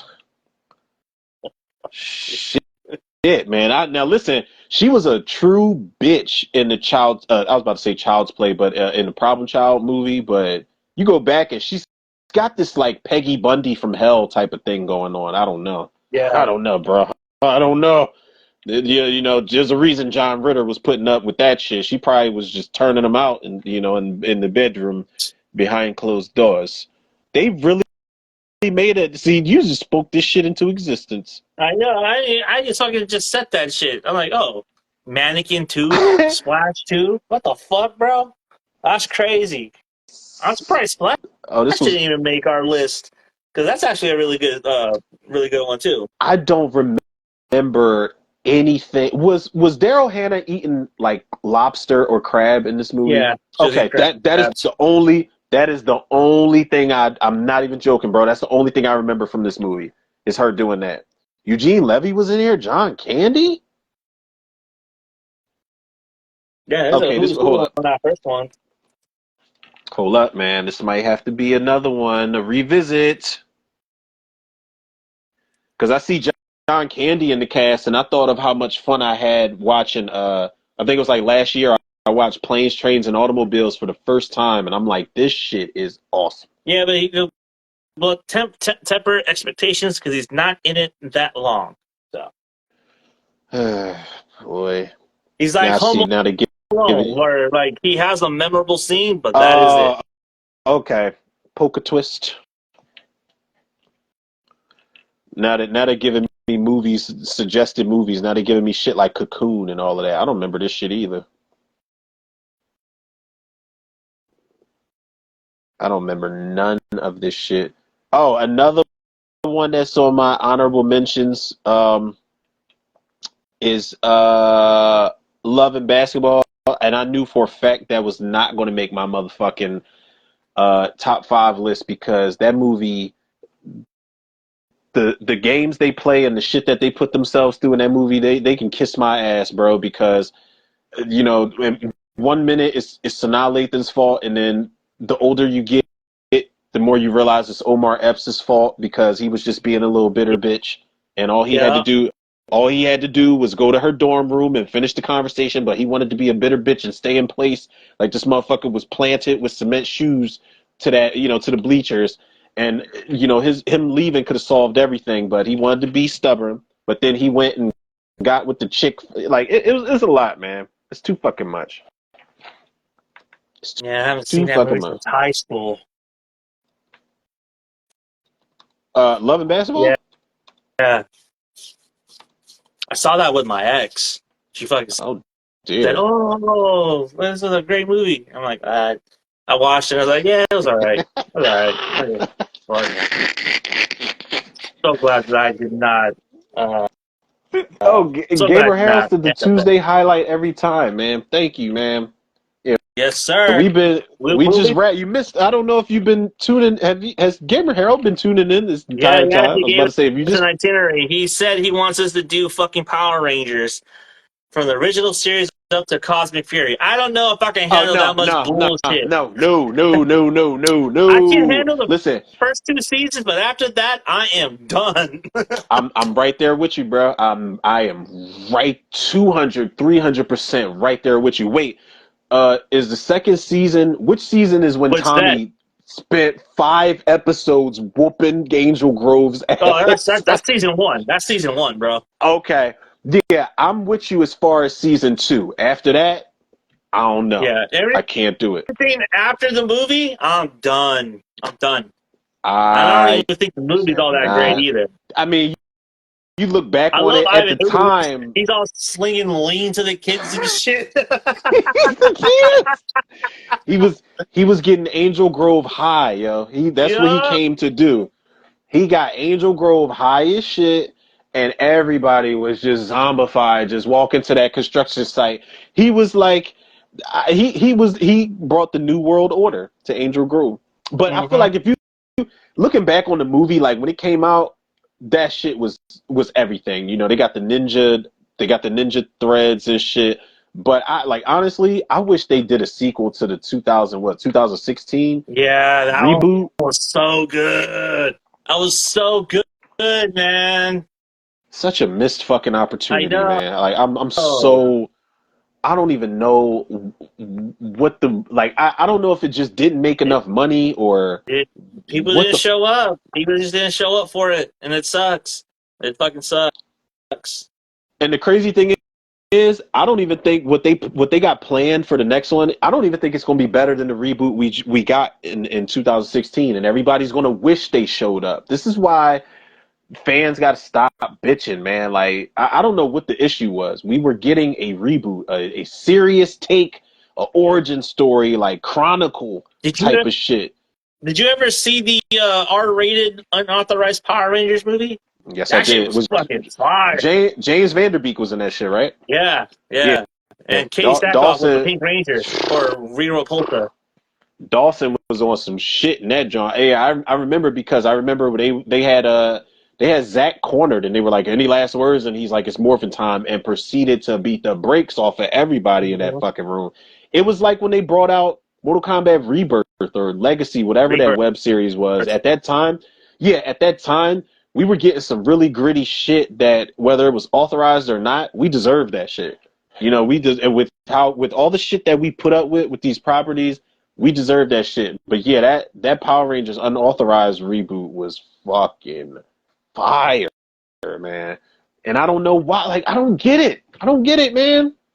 I don't get it. I think the new one is rumored to be like a '90s period piece or something like that. I don't know how that's going to go. Like, I feel like we're too far into the. We've seen the '90s before. Did you see the Yeah. one on Netflix? This like the what was it? The Power Rangers Forevermore Forever or or whatever. No, I didn't yeah. see that. I didn't bother to Yo, watch it. listen, I'm telling you, as a fan, me being a fan of the OG TV show, if you are the same, you gotta watch it. It's the same shit. They don't try to hype it up with the budget. They don't try to take it seriously. There's a little bit more money behind it, but it falls in line perfectly with the TV show. Acting, the effects, they add a little more money because the putty got a little more money behind them when they explode. And there's like a scene where I think the Megazord is on the moon fighting the villain or something like that. But other than that, they do like a really good tribute to the girl that plays Trini and Jason David Frank. They do a nice little subtle tribute to that. But some familiar faces pop up in that shit, and I had my nostalgia going a little bit, man. It like it falls in line with the show. Don't go in there expecting anything other than what you got in the show, but just today type of thing. But no, Yeah. man, yeah, it was all right. Like I was actually What I was bothers like, me yeah, this is good. is that like Tommy is like one of the greatest Red Rangers of all time. What? Tommy What was a about Jason? Red Ranger. Yeah, Tommy was a Red Ranger. I guess he was a Red Ranger in Geo. See, this is and that's when I checked out, bro. Like I like when we got into once we got to Turbo, and that fucking like whose kid is this? Who man's is this? That little ass Yeah. kid Brad. Where and he was at the end of the first movie where he's like Brad, the Silver Ranger, and I'm just like, fuck up before I punch you in your like I can't stand that fucking kid. But when you introduce him in the Turbo movie, I'm done. I'm good. I had not seen the Jungle Force or the Dino Force or the Zeo Crystals or the Mega. I've not seen any of it. My nephew loves Gamer that says, shit though. Gamer Herald says Red Ranger in Zeo and Turbo, but just the first half. So, but how is he like the leader of the fucking Red Forever Rangers though? Like when all the Red Rangers got together, you have Jason and Rocky, and Tommy's the one that's leading them all. Jason is the OG Red Ranger. You should be leading them all. What the fuck you mean? But then again, Tommy done whooped that ass, Yo, he so, did, whatever. man. Tommy came in Angel Grove and stole all the chicks and all the fame, and he was in there doing roundhouse kicks, and Jason kind of looked and was like, yeah, whatever. Nah. Tommy came in and established dominance at the end of the fucking Mm-hmm. day, man. Yo, I don't know, man. Gamer Harold, let me tell you this, man. This 24-hour stream shit you want us to do, now you want us to do like all Power Rangers, you better supply the alcohol for us for this fucking tournament. Because we need a sponsor at this point, man. Because that's like, I'm cool with the first season. I can deal with the first season, like, but when we start, as time goes on this 24-hour stream type of thing, that's when, yeah. Yeah, man. No, I'm, I'm good. Oh It's man. either Power Rangers 24-hour stream or Puppet Master franchise. It's all the Oh same man. shit. Just give me a bottle It's all the of same Captain shit, bro. fucking Morgan at this point, because I'm just gonna be passed the fuck out, dude. Fuck that. Yeah, motherfuckers tune in and we just like passed out, like sitting up in our seats and shit with the Just ralphing movies into or the the TV fucking show. garbage bin. Yeah, yeah. We could just put the trash cans right next to Yep. us while we're streaming. It works. It'll work, man. That Oh man. it's the same shit. Power Rangers, Puppet Master, it's all the same shit. I don't know, I'm down to do like a whole like watch along for like the first two seasons and whatnot. I'm down to do that because like I But could Power deal Rangers, with yeah, that.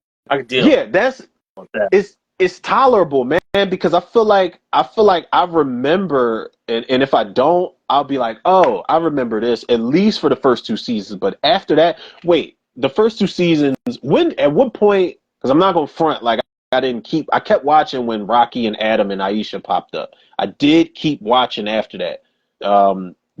But when they start introducing all the other shit, then that's when I'm like, Yeah. I can't deal with this shit anymore. Once the Yeah, it was a once the red dragon started popping up, bro, as like the OP, I was like, that's dope. But yeah, because then by then, like, even like when I was like 10, 11, 12, I like at that age, like I realized this is formulaic. You know what I mean? Like yeah. I'm understanding. I Like, once the dragon pops up, it's over. You know what I can't mean? do it. But I wish I had that fucking toy though, dude. That red dragon toy. Like I wish I fucking had that as a kid, man. Like I wish I did. Fucking wish I I had forgot that shit. somebody when I was in school. Somebody definitely had that Red Dragon shit, and I remember and it was a punk ass kid too in my class, and I was looking like I should take that shit out the fucking cubby, man. But I was like, nope, because I ain't gonna say no names. But he probably doesn't even remember this shit. But my memory is like super sharp sometimes. But I remember I didn't do it because this motherfucker snitched on me one time. This was in like I don't remember what grade we was in, but he had a White Falcon Zord, And this motherfucker told me personally, White Falcon Zord, no bullshit. He told me I could borrow it. I could take it home and bring it back to school the next day to return it. And I remember I took it out of my cubby because I had consent, put it in mine. And I remember he went to, I think he was leaving school early or some shit. I kid you not, bro. I want to put his name out there so bad, but this motherfucker yelled at the top of his lungs in class. He was like, "Where's my White Falcon Zord?" And I remember my teacher was like, "No." She's like, "No, Ron, we don't take each other's things like that. Give him his White Falcon Zord back." And I'm like, "You bitch, mate." How Denzel was like, "You poop butt bitch, mate, motherfuckers," or whatever he was saying. I was pissed, and then I remember he had that, that Red Dragon Zord or whatever it was, and I was like, I'm not even gonna ask him because that White Falcon Zord was pristine, man. That He shit was, just got it. dude. He That was just got it. expensive. That I remember back in the day at Toys R Us, that shit ran you about like at least $50, $60. Yep. It was brand new, pristine condition. He just got it, and I remember him specifically. I don't know why. It's probably PTSD, traumatizing, because that motherfucker definitely told me when we were kids that I could borrow that White Falcon Zord and bring it back the next day, and he snitched. And I don't know, man. Darth Daddy said my cousin had the Green Ranger flute and teased me with it and made fun of me. Glad he broke it and cut his face. Yo! Well, thank God nobody was injured. But then, For real. the flute though, yeah, don't like certain toys back in the day. Like if somebody teased you with them, don't do that. Dude, I He teased you with the flute. remember I had the power gun, the Power Ranger gun, like the little handgun that turned into like the knife and shit. Oh, dude, I got that for Christmas, and that was like the best thing ever, bro. I play with that shit all the time, and I had the Somebody stole morpher it. also. I was Oh, like, I never had a morpher, bro. I always wanted one of the morphers. I never got one. I was never able to get one. I was always pissed about that shit. yeah, they got that for me for my birthday. Was the morpher? I was like, oh, this is fucking sick, man. And the one toy that I always wanted and I never got was the fucking dagger. Fucking Yeah, dagger. that Never dagger got was it. sweet, man. That's like I said, certain shit you just don't taunt other kids with, man. That's like if could you imagine like you remember Masters of the Universe with Dolph Yeah, Lundgren? Could you imagine somebody having like a toy or just an absolute replica of that fucking I don't know what that shit was, but that thing that they were playing throughout the whole movie? That's yeah, like a kid. That's like somebody teasing you with that. Somebody's liable to get shot over that shit, man. That was like a fucking. dude. That was I like had the belong in the Smithsonian Museum, yo. He-Man sword, bro. Like Not from the the movie, but from the cartoon, the oh, He-Man sword that was all I was, brown and then it had like three buttons. And when you push it, like the blade lit up and shit, and then it said, "I I have the have the power." power. Yeah. That's my shit, man. Yo, they should. I was about to say they should, but they were going to remake Masters of the Universe. I was watching a little bit of the original. That shit does not hold up well. But Kellen Lutz was supposed to It is an play He-Man. acid trip, dude. Yeah, It is a fucking it's fever dream. It's like, what the fuck? Is this real? Is this real life right now? that's when they got away You with know what? they You got know away with what? I propose a it. lot. I propose this. I propose this. Double feature: Masters of the Universe, Super Mario Brothers. Two It's films gonna so it's gonna be wildly like different from their fucking source material. yeah, it's gonna be like 151 Everclear right next to each film. So yeah, let's black out together. Sure, let's black out together. Fuck. Now I could deal like for some reason, and it's not a good movie. I can deal with Masters of the Universe, but Super Mario Brothers, I cannot. That original one, especially after watching the new one, like my nephews watch the new one all the fucking time. Like they love that new movie, that new Super Mario Brothers. But watching that old one, I cannot. It's hard to go back to it because like it's no surprise Bob Hoskins and John Leguizamo were drunk off their ass the whole filming of the movie. Yeah. They were drunk as shit. And it almost makes it worth watching just to see like what sequences were they ready to black out in. Dennis Hopper was probably drunk as shit too. Yeah, But that movie, that motherfucker was just all coked the fuck up, bro. With his sniffing, with his nose running, and that sniffles, like, yo, that motherfucker G'd the fuck up right now. what year was that? Was what, That 93? He probably was had the same 93, yeah, dealer. same year as Jurassic Park. Oh, I was about to say he had the same dealer as Jean-Claude Van Damme when he did Street Fighter. But I That, yeah, think, I bet that dude was fucking supplying everybody. What are you talking about? yeah, that guy, yeah, he was on set of all the bad video game movies. He probably Yep. was on set of Double Dragon, Super Mario Brothers, fucking Street Fighter. I don't know if he really needed to be on like Mortal Kombat. He probably walked up. Paul W.S. Anderson was like, "Yo, we good over here, bro. Like, Nah, we he got something. definitely We got walked some." up for Annihilation, though. I'll tell you that right now. Yeah, that He director definitely was walked like, up to Annihilation.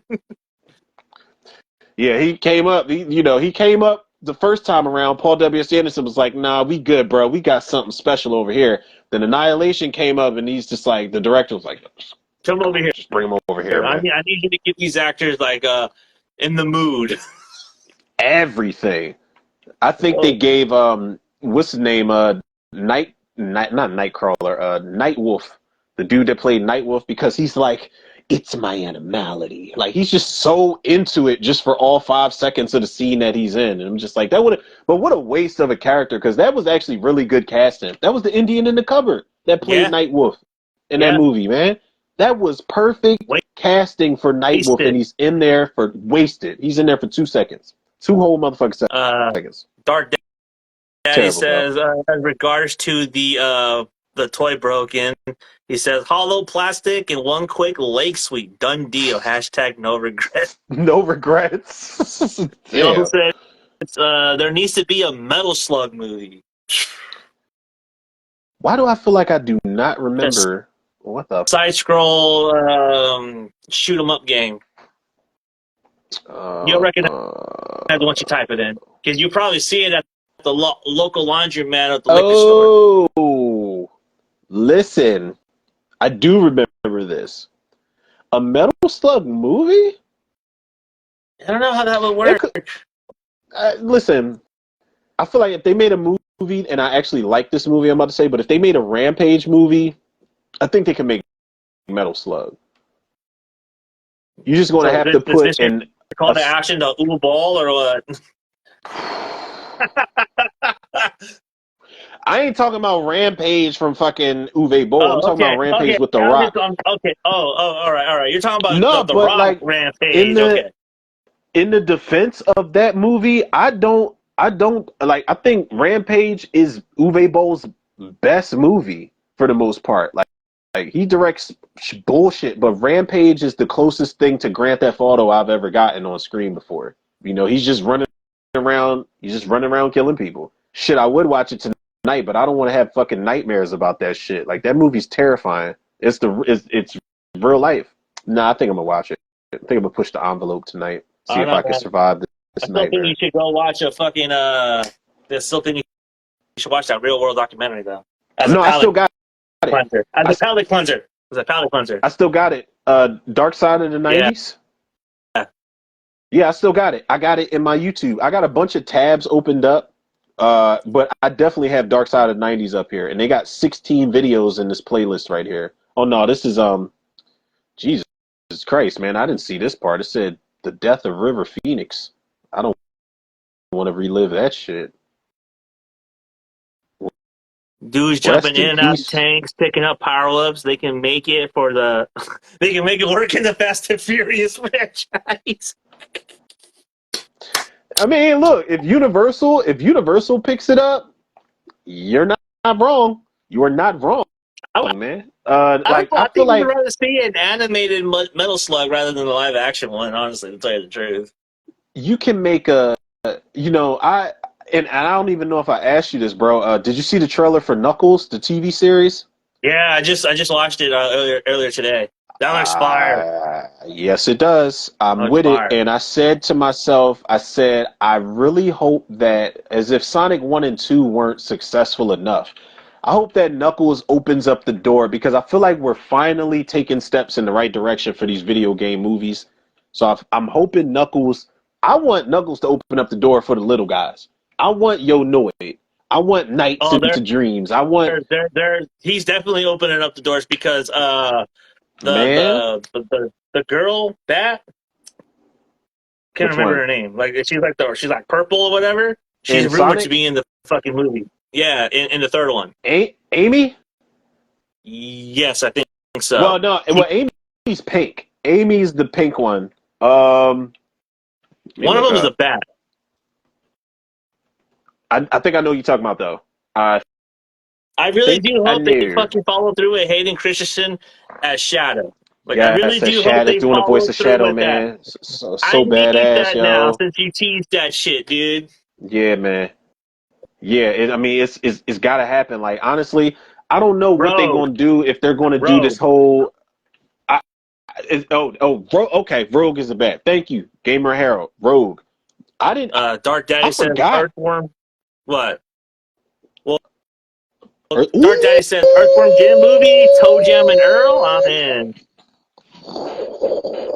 Listen, I have been waiting my entire life. Like, I'm gonna just tell y'all something right now, because I know like we either about to get cut off or we gonna wrap up. But I've been waiting my entire life for a Toe Jam and Earl movie. There was news that Steph Curry's production company, if it's actually true, was in the process of making a Toe Jam and Earl like live action CG thing. I've been waiting for that. Ever since that first Toe Jam and Earl on Sega Genesis, I have been waiting for a fucking live action movie. Obviously, they're not going to be live action. They're going to be the CG mascot little guy characters, but I am ready. Toe Jam and Earl 1, Toe Jam and Earl Panic on Funkatron, Toe Jam and Earl 3, Mission to Earth on Xbox. I'm ready for it. I love those fucking guys, man. I can't wait. And Earthworm Jim, I think, is weird enough to where if you get the right director behind it, that shit could be amazing. Earthworm Jim's Yeah, another one. Bring Vector Man, bring Mega Man, Metroid Prime, Green Dog, El Viento, all of them. Knights, Spot. Spot. I Spot goes said to Spot. Yo, Spot. Hollywood. Fuck. Spot goes to Hollywood. Fuck yeah. Arrow the Acrobat. All of them, bro. Everybody. All the little guys deserve a chance. I definitely want. I'm sorry. I want Yo Noid. Domino's Pizza Yeah. should sponsor that shit. I mean, Noid is a Domino's Pizza mascot. Like, I'm ready for all of these motherfuckers to be in there. But All right. I Well, we got think, to start wrapping yeah, up because we're getting to our cutoff. Join us on the 20. 7th. Yes, Was it the 27th. 7th? Yes, 27th. We'll be doing five our five favorite black directors, Yes, along with some more we will. headline news, some reactions, and we're definitely going to I talk might do that list about. over too. Not Yeah, even I gonna think I'm lie. comfortable with my list. I might take someone off though. I might take someone off just because he's new.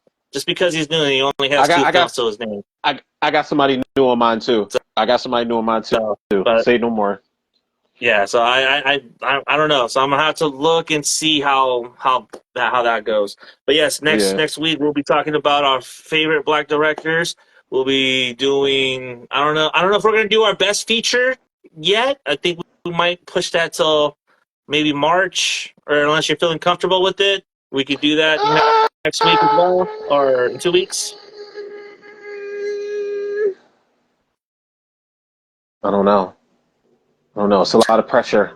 It's a lot Okay. of fucking pressure. Okay, well, we'll push that till March, but I'm gonna keep pushing it because like I have 3 songs already that I want to Yeah. showcase. I need to I come up with started 2 more. I started doing my list and I'm like, it's a lot. It's a lot of them that I need to narrow down.